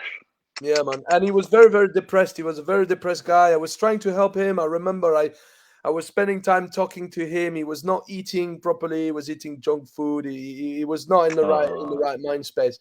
And they took him to the hospital for 3 months. He stayed at the hospital for 3 months, and then they let him go because they needed the space for the bed. Come And on. 3 weeks later, they found his body in the park next to where I am here. So, and you know, and the guy, I didn't even know that, but you know, friend of his family actually came to pick his stuff up, and they said to me a bit about him. Apparently, the guy had quite a lot of money saved in the bank, and I'm like, Oh. what the heck? So the guy basically went and jumped from a, you know, just basically killed himself, tried to drink himself, you know, getting drunk. Oh And man. but the guy has a more like a big house, estate, and some money saved up in the bank. So you see, it doesn't matter how much money you have if you're not right in the head, it's just not gonna work, man. Oh man. He was living alone, this guy? Eh? Was he alone? Was he living alone, this guy? No, he was living in the same house as I am. He was on the next room than mine. He was in bad state. I mean, mindset He in was in a bad really place bad of state, sleep. man. Ah, Yeah, you know this COVID-19. You know the lockdown. yeah. He did kill. I mean, when I say kill, not physically kill, but I'm talking about mind, Mentally, emotionally. mentally. You have no idea, my man. You have no idea. You have You no know, idea. it's weird because when everybody else was complaining that they couldn't go out and you know during the lockdown, to be honest with you, for everyone 2020 was a really bad year. For me, 2020 was actually a good year because 2020 is when I started to film a lot of tutorials. I spent my whole day I was in my room. Okay, I can't get out. Okay, let me do something with that time. I That's took it. my impact mannequin, my Bob dummy, I put it in there, and I started filming, and I got over 40 hours of digital Okay. tutorials, and See, people bought them. So for good me, man. it was the start of me doing filming my digital products and things like that.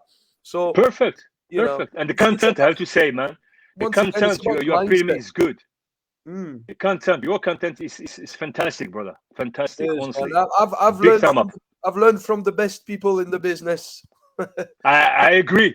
I agree, man. Lee Morrison, man. Respect, Yeah, Mr. Lee's Lee. amazing. Respect, man. It's amazing guy. Amazing guy, Lee's an man. amazing teacher. He knows his Uh, stuff. He's very articulate. He's one of the best teacher I ever had. And uh, I agree.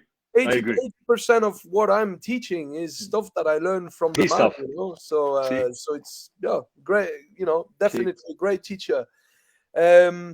So how I know that you did a lot of martial arts, and what I wanted to speak about now, I wanted to transition slowly from all the tactical stuff and the heavy stuff into a bit more of the soft stuff, which is, do you actually implement any sort of internal martial art, internal work? Do you do stuff like Tai Chi or Qigong or meditation or breath Uh, work?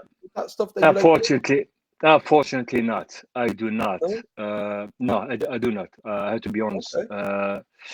The only spiritual, basket again was some yoga. I've been doing even Okay. yoga. I wasn't into it at all till I had the disc hernia in my lower back. Yeah, yeah, And I was ready to start. I mean, to try anything which can relieve me from that pain. All right, yeah, and I tried yoga without any conviction, I would say. yeah, I was so surprised. I was yeah. so surprised. you know what? Even the breathing, I was working some muscles from the inside, which I didn't even know they exist. You Existed, see, yeah. The diaphragm. unbelievable, unbelievable, amazing. That was amazing. And when you come up from that, we did even some hot yoga, you know, in hot room. Yeah. I mean, you'll be surprised how much sweat you sweat, my friend. Yeah. That's why it's called hot Amazing. yoga. Yeah, I mean, no, because sorry, we talk about sauna. No, it's not. But you're just standing. I mean, sitting, doing some extensions and stuff, and you sweat. You do sweat, and even the way of breathing, how it changed is unbelievable, Yeah. unbelievable. And from that, I tried Pilates as well. Oh, Another thing, Pilates. which I forgot the name of it. I was amazed. Also, I was amazed how much it did help me for my lower back issues at that time. And Yeah. now, thanks God, now it's way much better. But Okay. yeah, but Qing Kong, Tai Chi and stuff. I mean, I did in parks, especially in New York, with some people. Was that park Santa Park? They've been doing that in the very morning. So Yeah. you try with them because you can just join. That's it. You see, but it wasn't my thing. So it wasn't my thing. It's when I was younger, not that I'm only 35, man, but I started martial art when I was 4 years old, and straight away I wanted to go to the impact, heavy impact, all this. That was my See? thing.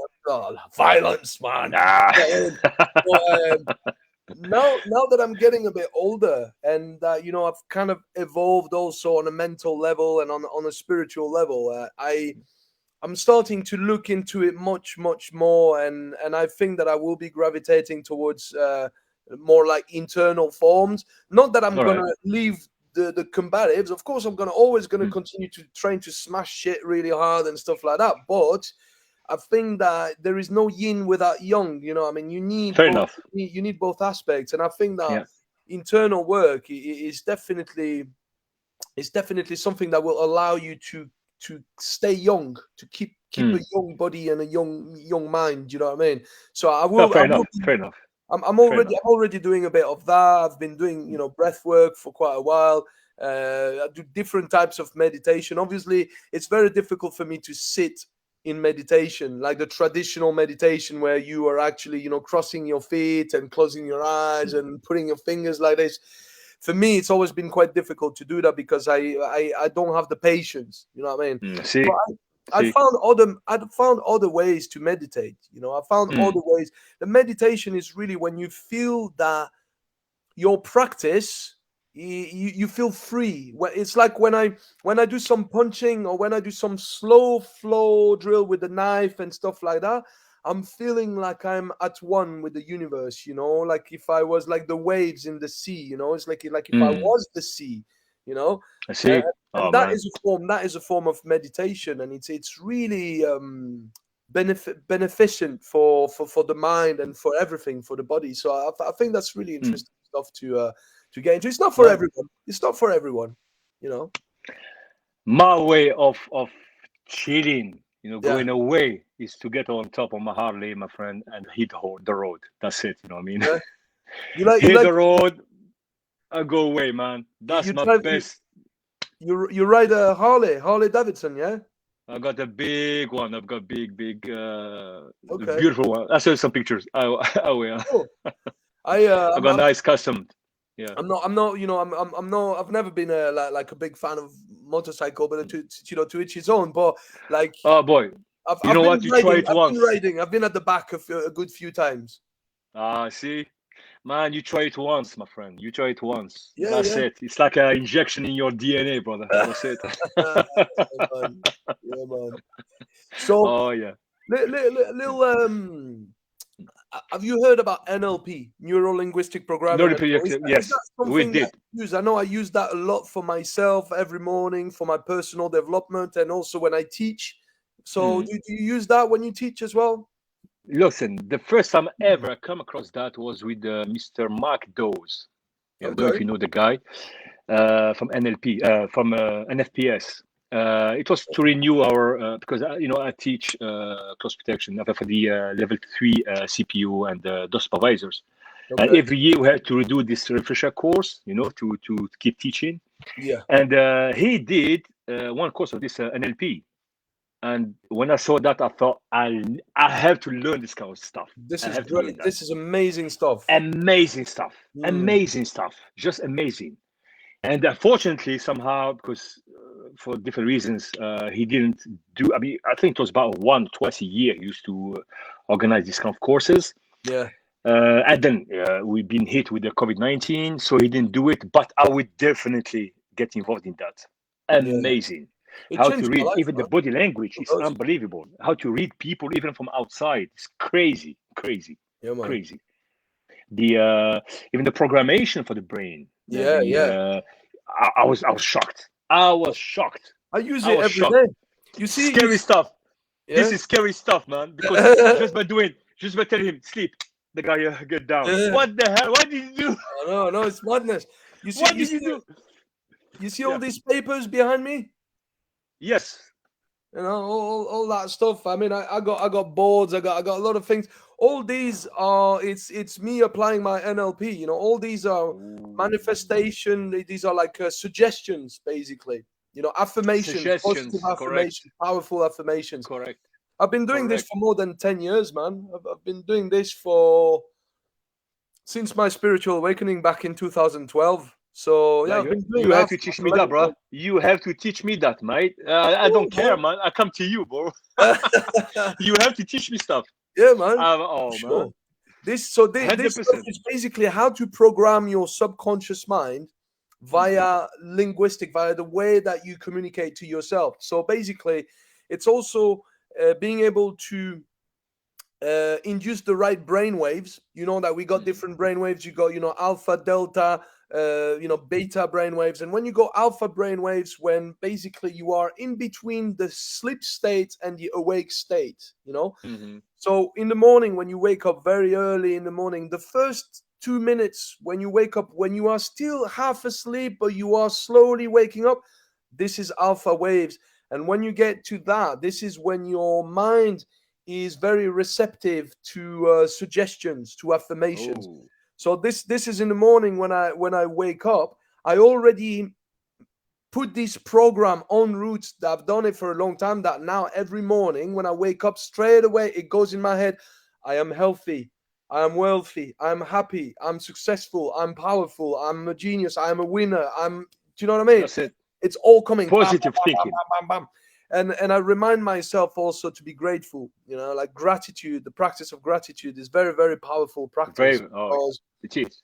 It when is. you It is. basically the first 10-15 minutes of your day, the quality of the first 10-15 minutes of your day will dictate the quality of the rest of your day. So if you See, make it a practice every morning to actually get this recording in, then it's like it changes your life, man. I have it written on boards as well. I have affirmations everywhere in my room, you know. man, I can see that. I can see that right behind you, mate. Yeah. I got them. I got them everywhere. Amazing. I got the samurai sword there Amazing. as well. Yoda. Yoda. Jedi. Yeah, man. So all Oh that man, stuff amazing. is really interesting. The neuro linguistic programming, self hypnosis, all that stuff. So one question now, we're gonna go from one extreme to the next. We're gonna go from the very, very physical stuff to the metaphysical stuff. Have Oh, you ever experienced anything that you couldn't explain in a rational manner when you were a kid, maybe, or later in your life? Have you ever seen any ghosts or any UFOs or anything like that? No? I'm glad to say no. Okay. So far, again, so far so good. So That far, could so happen good, yeah? anytime. Okay. No, but Well, I can tell you that. No, I can tell you that.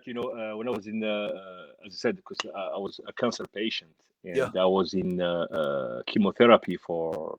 Oh man, Okay. that was a very, very hard part of the treatment.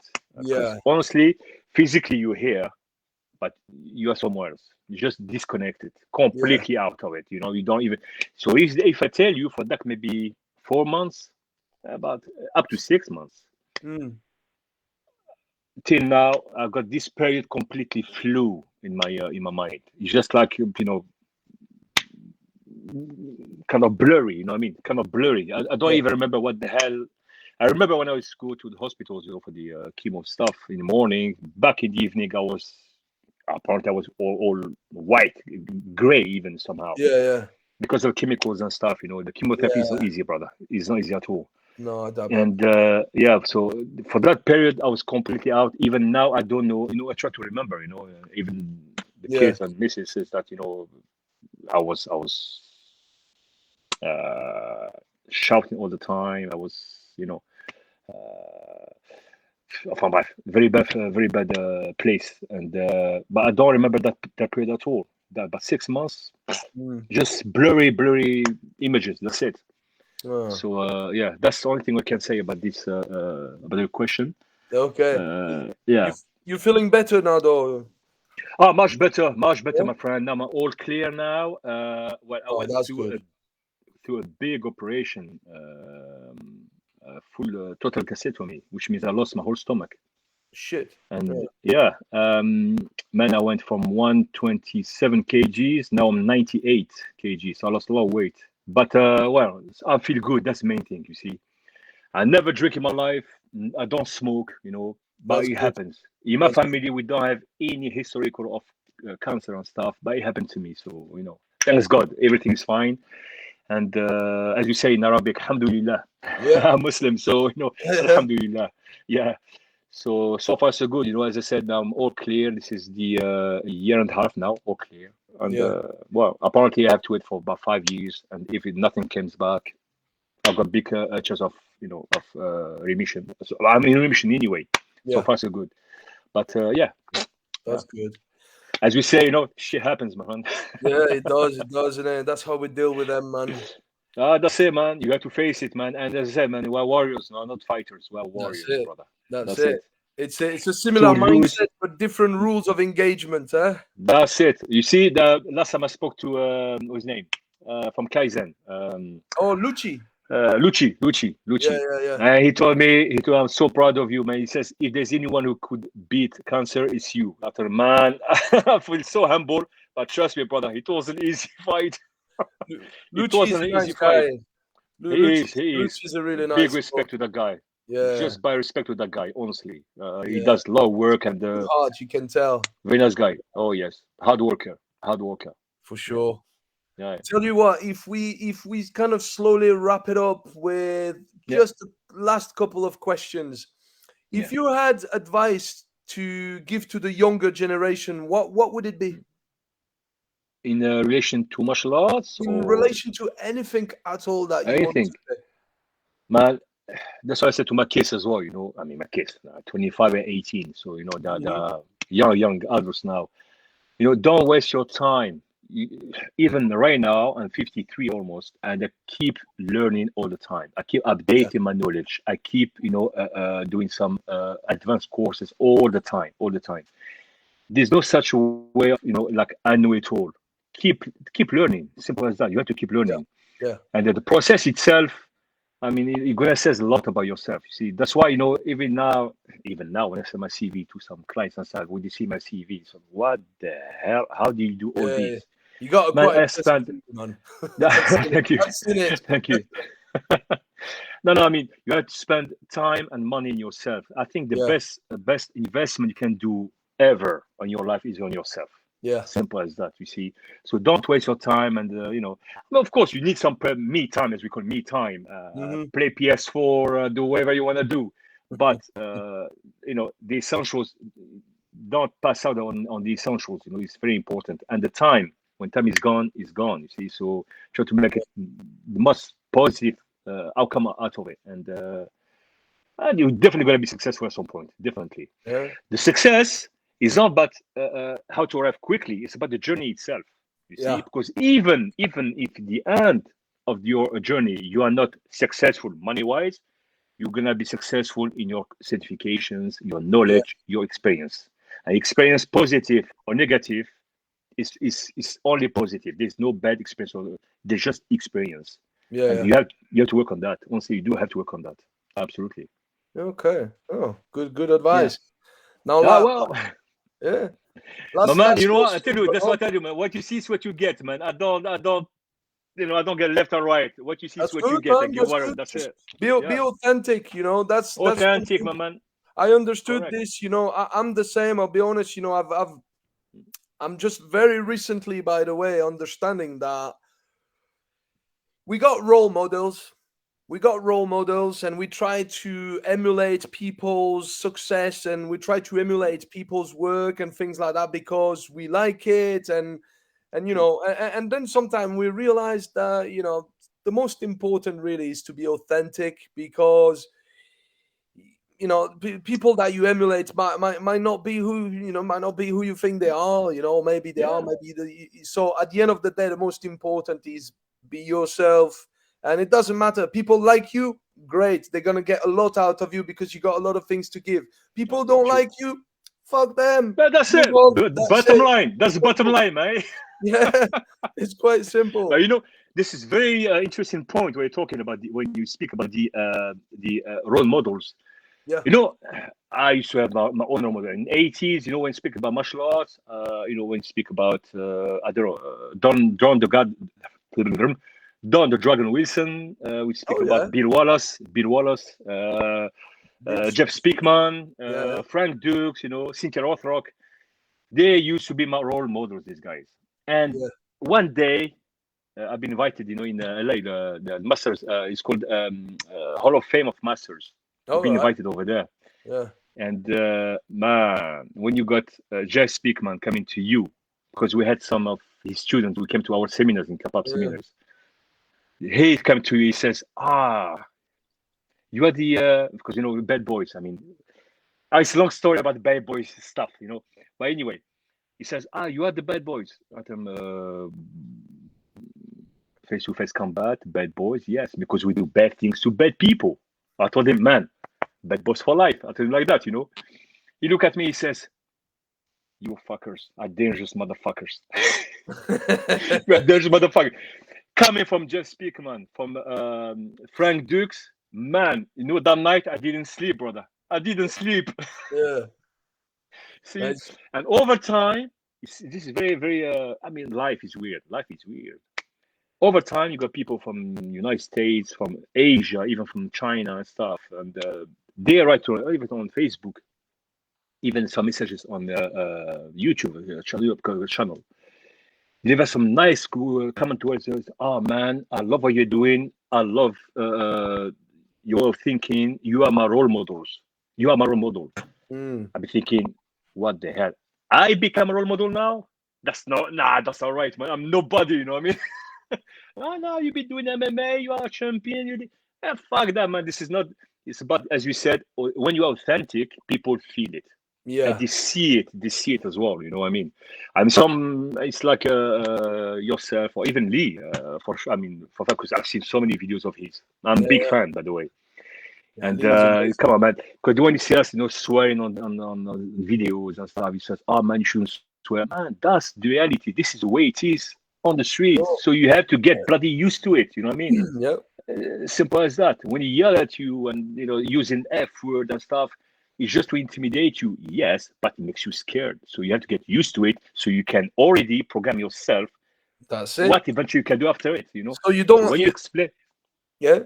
So you don't have. So you don't have to get bloody used to it. You have to get fucking used to it. Simple as that. Simple as that. Unfortunately, that's the reality. You see, this is the reality. But Geoff Thompson was saying the same thing. It doesn't sound the same when you use the word bloody and when you use the word fuck. Yeah. Please, don't you dare, please. Man, there's no such a please, man, in such situations like that, man. Oh, man. You see, another thing, because I'm sure people who don't get that, that means they've never been in fights. I mean, proper fights, they've never been in fights. That's why it makes me laugh, especially in France, man. I mean, you know what I'm talking about. Not only in France, everywhere. Got people teaching some self-defense techniques and stuff, like secret, you do that, man, you gotta knock him out. And you like when you see him executing this kind of techniques, you be thinking, man, have he ever been in fight, this guy? Have he ever been in such situation that he can make this kind of move? Yeah. Clearly not. It's not possible. And when you talk, I mean, it's typical French. When he said, Ah man, I've been working, je travaille à la porte depuis 15 ans, je travaille à la porte depuis 20 ans. La porte now became like a reference, you know what I mean? I mean, it should be a reference. It should be, because if Yeah, you work for in sure, man. doors in Depends Marseille, where for you work, example, but, you know, yeah, it's not easy. It's not easy. it's not Mais easy, man. It's not to for give me everyone. that kind of reference, and clearly, I mean, your body language or even the way you are teaching doesn't reflect that, I'm sorry, mate. There's an issue over there. There's an Yeah. issue.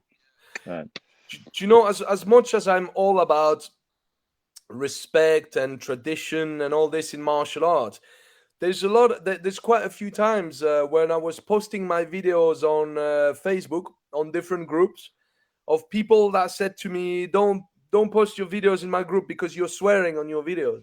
And I'm like, well, I'm sorry, they man. You don't know, get it. this is not how I speak to my mother. Do you know what I mean? Mm, This is not, I don't speak like that to my mother or to everyone. It's just how I teach. When I mm. teach, I have to implement the swearing because the swearing is part of the contemporary, combative. Exactly. Exactly. And that's what I said, man. People make a lot of assumption and a lot of cross references between Yeah. martial arts and so-called self-defense. Mm. It just doesn't compute. It just doesn't compute, you know. But however, this is another very interesting point. Yeah. The same people, the day they get mugged or beaten up and stuff, they're gonna come to you. Mm. They're gonna come to you, and you're gonna think, "Oh man, you know what? At the end of the day, I think I understood what you meant by that. This, because that what happened to me. This." Yeah.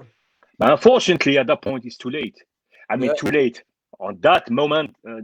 Yeah. But man, you could have. The real situation have to be replicated, in forms of simulations and scenario training, and you got to get as close as possible to To the real thing. And that, see, that sort of yeah, training is not for everyone. There's a it's lot of not. people. There's a lot of people that just want to put kimonos on and do horse stance and katas and stuff like that. There's a lot of Fair people. enough. Fair enough. There's They'll people do, who like yeah, of martial course, arts because of the gi. There's yeah, someone who yeah, loves martial arts because absolutely, of man. the philosophy behind it. That's Or it. even a small kid, he does BJJ or whatever. You tell him, "Oh, why are you learning this kind of Mm. martial arts?" He's gonna tell you, "I mean, I want to learn how to fight," which is normal Yeah, answer. Fair enough. But yeah, my friend, there's other people who would like to learn how to survive, and this yeah. is a different bloody mentality. You know what I mean? Because usually when people learn or they ask you for that, there is some bad experience happened to them. Mm. And oh man, to take off that bad, how can I say that? Bad thing which happened to them, to try to replicate that, or try to make to give them a sense of, oh man, you could this, so you can not put yourself in this situation. Yeah, Then you'll be talking about preemptive, proactive. So yeah, it's better for proactive. me to do Right away. that, to be proactive, knock him out before he knocks me out, and so on. Yeah. They won't understand that until, I mean, unfortunately, I mean, most of people don't understand that. Unfortunately, just people who actually been through that.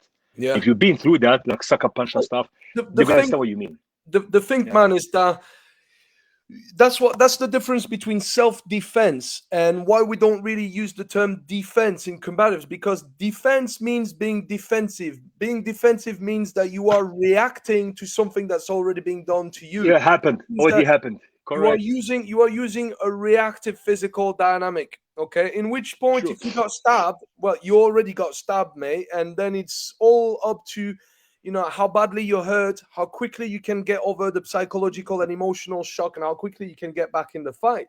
But And that's a big one. if you have good situational awareness, environmental awareness, and behavioral awareness, you can actually spot pre-threat indicators. And if you have an That's it. inclination something is about to happen, you try to physically remove yourself from the situation, and it wasn't possible. Mm. You try to avoid, escape, you try to de-escalate, and the guy is blocking the exit, for example. So you're gonna have to go through him.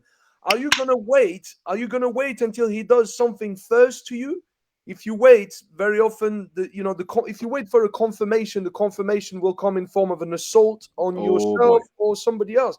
So really the secret is, if you see it right, You see the frowning, you see the vein popping here, you see the hand clenching, you see his jaw turning, you see the muscles of the jaw. Pre-indicators. Yeah. You see he shifting his weight, the hand disappear in the background. Are you gonna wait? Nah, mate. Just bang. That's it. That's how it needs to happen. But the thing is that so many people are afraid of the law or of consequences. A lot of people have gotten a lot of people say to me when they watch my videos, they're like, "Oh no, you can't teach this to people. That's too crazy. You're gonna get to jailed and stuff." I say, mate, imagine the worst case scenario. The worst case scenario is you're naked in your bed with your woman sleeping at 3 o'clock in the morning, yes, and you have the children sleeping upstairs, and you hear the bang, yeah, the first bang wakes you up. You don't know what's happening. You come from dreamland, yeah.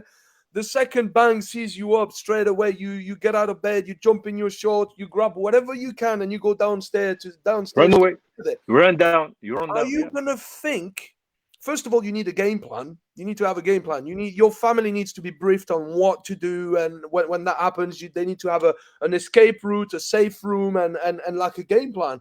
And so when you go downstairs, are you gonna be thinking, "Oh, I'm gonna preserve these guys because I don't want to go to jail"?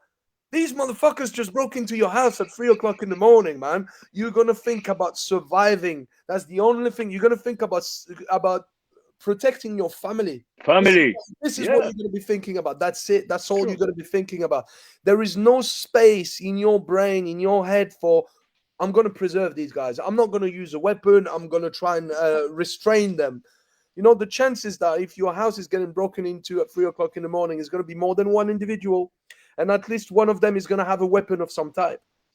Yeah, true. So the cultivation of mindset in here is like people need to ask themselves 4 questions, and that's, I mean, this is stuff I learned from Lee, all that stuff. The 4 question is, they are difficult questions to ask yourself, but they're very important questions. The first one is, what do you live for? What do you live for? What makes you happy in life? What makes you smile every morning when you wake up and makes you smile every night before you go to bed? What are you ready to fight for? What are you ready to die for? And what are you ready to kill for? And very often, these are the people that you love. It could be your dog, your goldfish, your little turtle. It could be your VIP. Your VIP. Yeah, your VIP. You see, that's another thing. That's a completely different mindset, because now, when you are a CPO, a close protection operative, and you work with your VIP, you work with your principal, you actually made that choice when you signed up for that contract, that you're going to lay your life down, you're going to interpose, you're going to provide body cover, you're going to put yourself in front of the principal and take a bullet for him or her if need be. Bodyguard. The body. Exactly, that's guard. the body. That's it. And people ask themselves, if we go to the bodyguard thing, people say, you see in the movie the bodyguards are always big individual, but not only in the movie, in real life, why they prefer big bodies? Because they will cover a bigger amount of space. So when they interpose themselves in front of you, they will get hit. You will not get hit. But then again, you got all different people in the team. You got the TL, you got the 2IC, the 3IC. You got people in charge of telecommunication. You got the control room. You got surveillance, counter surveillance. The sub team. You got the residential security team, all that stuff. And so all these people have a job to do. So not all of them need. That's why now there is so many more, women in self-protection. In fact, they love to have women as a CPOs. Yes. True. They can multitask better. And they look better. They look better too, man. I know, that's true, man. That's true. But just to finish on that note, I tell you something. Go on. Talking about this, the law, and I mean, we get that. No problem whatsoever. But what I said, all seminars we do. There's Paul Brown in Shirley, pardon.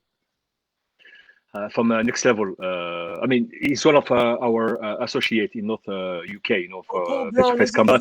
I think he's on my Facebook page, huh? I think he's on. He must be. He must be. Yeah, he must be. Because one of his seminars we did there, the question came up. This question came up. Yeah. Yeah, but if I give the headbutt to, I'm gonna, you know, disfigure the motherfucker and so on. But I'm gonna be in trouble later with the. But listen. Bottom line, just without even thinking, okay, just keep it simple. First of all, do whatever you have to do to go back home alive, safe and alive. Safe and sound. That's the bottom line. How you do that, what you're gonna do, it doesn't matter. You see, do what you have to do, whatever to is survive necessary. that situation, and then if anything happens with the authorities, we deal with it. But right there, for that momentum, put yourself out of the situation you are in. Yeah. If you That's think, it. at that moment, if you hesitate, if you're thinking about something else, you're going to die, or you're going to get very badly hurt. This is really what people don't understand. Worst case scenarios, you're gonna get died. You're gonna die. Worst case scenarios. Yeah. But man, as I said, we're talking about this proactive stuff. I mean, you have to be proactive. Again, you have to very good reading of situation awareness and stuff. Definitely body language, 100%. But if you find yourself in like stuck, you can't bloody get back, and the problem is in front of you, regardless your kids, families, VIP, it doesn't matter. You're gonna have to face that. You're gonna have to face it. Right through people. That's it. Either say victim or be a bloody animal, as I said. You're gonna, simple as that. I mean, you're gonna get hammered, but man, as I say all the time, I might die, but I'm gonna take with me one or two with me. You know what I mean? I'm not gonna get alone down the road. Simple as that. That's the mindset it has to be. That's mindset. Simple as that. So again, self-protection way of thinking is way more wider and much more accurate, I would say, for this for combatives than self defense crap, because it became very much kind of a business radar. You know what I mean? You go even in LA now, man. You got self defense for women, self defense for kids. What kind of self defense? When you see what they teach, honestly, you think, man, I would say they just became money out of it. Simple as that. Yeah. But they're completely. I mean, we're going this way. They're going completely opposite way, and they don't know what on earth they are talking about. Money. The problem is the commercial things that have become commercialized. True. You know what? You're gonna laugh. I even found it was in LA, Las Vegas. It was yoga self-defense. I even took the picture of that when I was reading yoga. You know what? My brain just stopped thinking. I mean, I couldn't compute what the hell that means. Yoga self-defense. I took the picture. I promise you, I got it on my computer. I will send it to you later. Unbelievable. And people just go for it. And the thing is, when money became more important than a human life, that's when everything started to go downstream, man. Do you know what I mean? I still have I have people sending me email. I got one not too long ago, actually, a few days ago. I got an email from one guy saying to me, "Hello, master. I hate when people call me that. I'm like, I'm no master. I'm just a simple human being. All these titles are ego gratifying. Just call me Julien. Rubbish. Anyway, especially in combatives. Yeah, it's like bullshit. Master Julien, I want to become part of your organization. Let me know about and I want to get membership and stuff. And I'm like, dude, I'm sorry, man. I don't do memberships. It's like you come and train. If you can do it, then it's great. If you can't do it, then it is what it is. But the thing is that now people, it became so popular now that people are selling certificates online. And what does it mean? What's the point of having a bloody certificate if you've not gone through the course? You know what I mean? How is the piece of paper gonna help you when you have to fight for your life? It's not gonna help you. And that's why, Redah, all my life when I train with I was very, very selective the people I train with. When I look at people, at first I trained with Tommy Carruthers as well in Scotland. If you know, Tommy. Tommy Carruthers. I've trained with Tommy Carruthers, and Tommy definitely revolutionized the way that I see combat. Do you know what I mean? And I've been watching his videos for years and years and years before I went to train with him. I was like, "Fuck, I need to train with that guy because you can. You will regret it. You won't regret it, man. You can see it in the mindset. You can see it in the mindset and the facial expression when he's doing his thing, his explosiveness and all that. And I'm like, yeah. look, for example, in France, there are a few really good people. There's one guy I would really like to train with. You know who that is? Frank Ropers. Mm. Do you know that the big bold guy that does Silat, really, really explosive as fuck, man. No comment. Ok. Ok. Continue. Vas-y. Ok, on en parlera après de ça. Voilà, Euh, parce que, enfin, bref. Alors, carry on, please. Okay. Yeah. No. There's a few people out there, that are like the old school guy, like Charles Jousseau as well. Attends. Non. Charles Jousseau, man, here, respect. Oh He yeah, a big respect là. yeah. Charles Fishbowl guy, Jousseau, brilliant. he's a proper instructor. He's actually one of the pioneer of FISFO there. Yeah. Fishbowl. Yeah. He was one of the very pioneer in Los Angeles for the police and stuff. The guy knows what he's talking about. And he's got the experience. Et il a le vécu. C'est un grand monsieur. J'ai le plaisir de dire que c'est même un ami, tu vois, pour te dire. Okay. Yeah, he's got the mindset. Huh? He's definitely got the mindset, Charles. And the way he explains things, the guy is genius. Oh. Yes, absolutely. Yeah. No, in France, of course, it's like everywhere, man. T'as des bons, t'as des mauvais. It's like everywhere, you know. We come to. Sorry, please go ahead. The guy, one of the guy that really made me go transition from martial art to actual, like self-defense and street stuff was Vincent Roca from the Rapid Defense System. No, I don't know. So it changed now. He changed the name. I don't think he's as active as he used to be, but he was really, really good. I'll send you some videos as well, man. Okay. What I'm gonna do is I'm gonna start to see if I can interview the French guys as well. Those that speak English will do it in English, and those that don't, we will do it in French. Maybe get some subtitles and things like that. I'm thinking to interview Mika Iluz. I don't know him. He's good as well. He's doing some good shit. Like I've been watching his stuff, and I like his stuff. So I'll see if I can get him on the podcast as well. That'd be good. Of course, he will be in French though. The thing is, good. My French is broken, bro. I've not spoken French in like 20. I don't speak French every day in like 20 years, bro. I left France. I was 12 years old, bro. Do you know what I mean? So my vocabulary wasn't fully formed. And now the only people I speak French with is my mother and my grandfather. And I don't speak to them too often. Too much. Oh, man. For something. So my English, my English is there. Do you know what I mean? My vocabulary, I have more vocabulary in English now than I have in French. See? No, I keep going back and forward. I keep going down quite a lot. So, I went to teach. Unfortunately.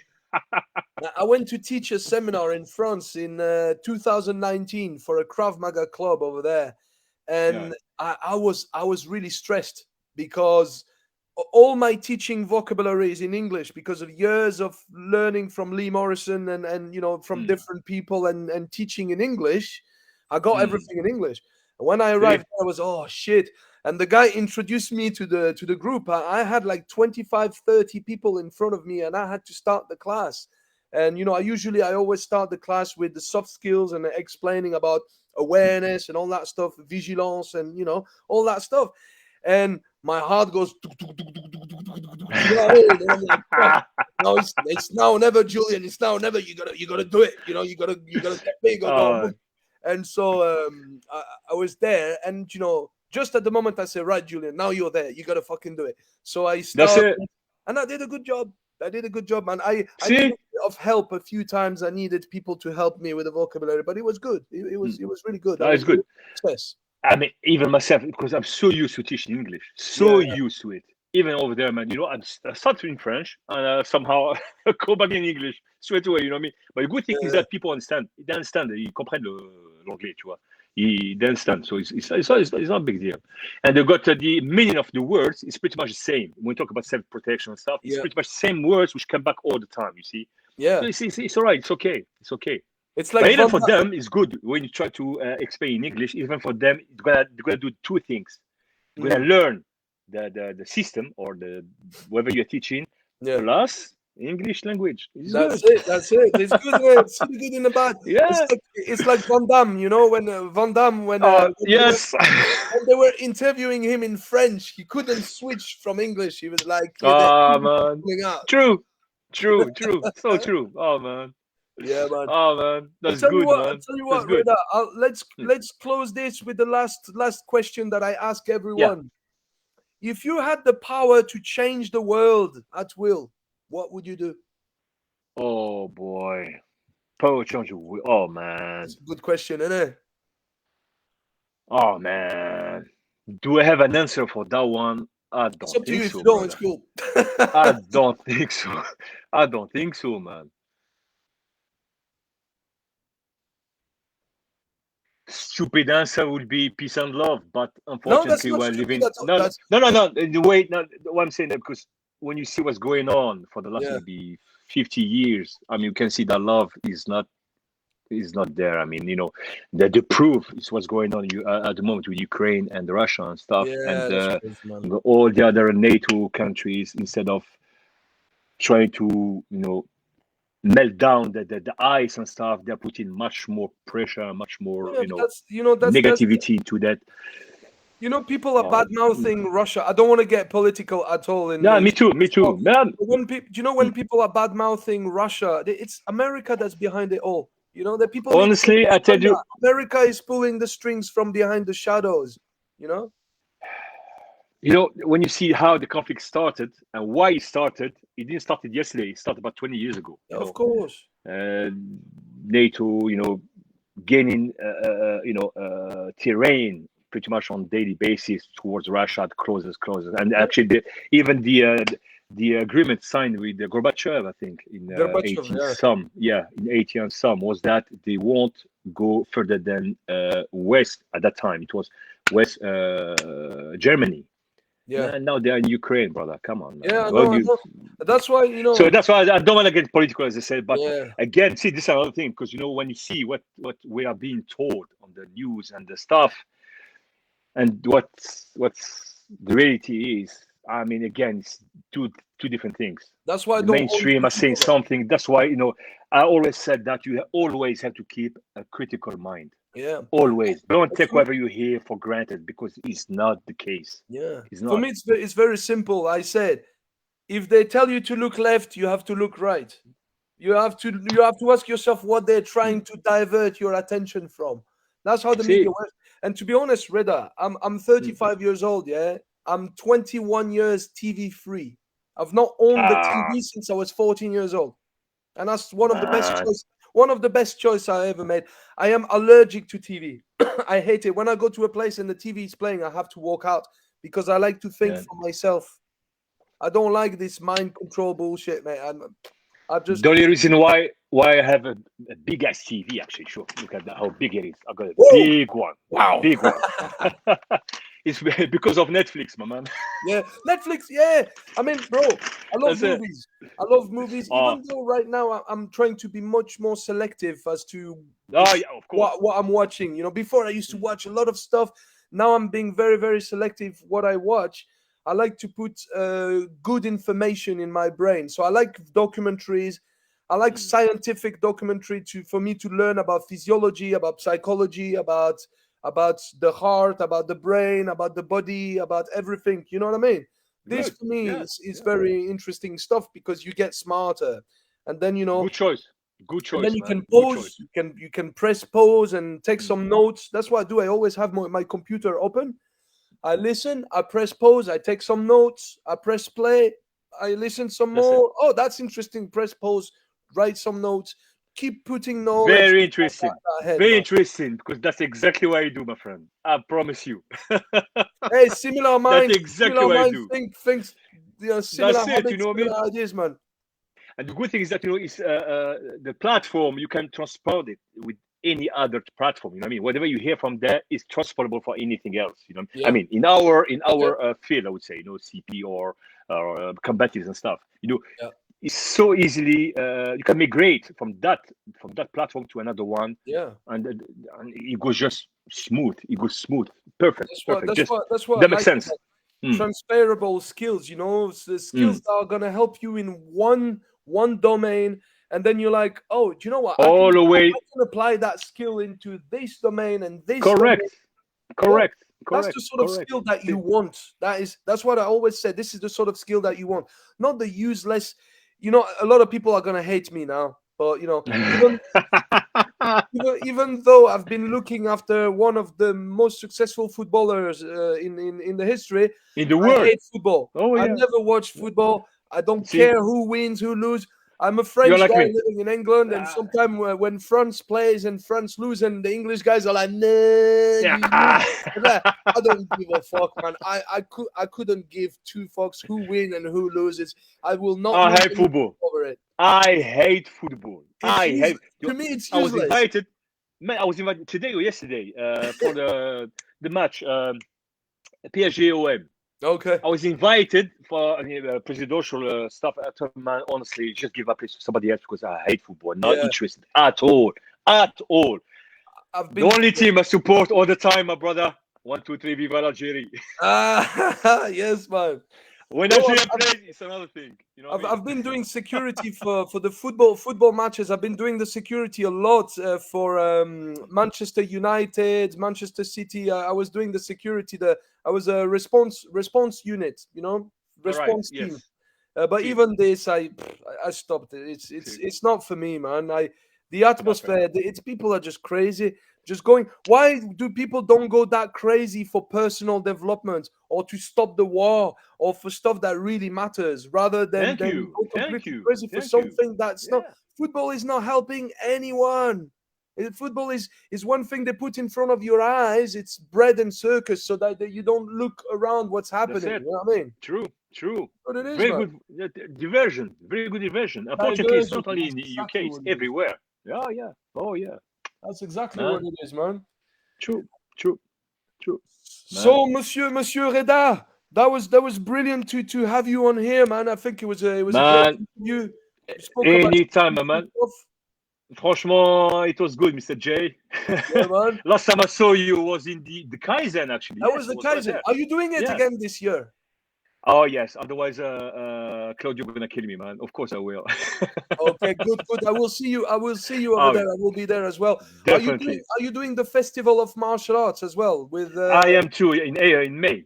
In Matt May. Stein? Yes, I am. Yeah, Yes, I am. Yes, I am. I yeah. already have a I'll be stand there and as well. stuff. So we'll Actually, I even have my whole passes and stuff. I got everything. I'm all set, man. yeah, I'm nice. all set.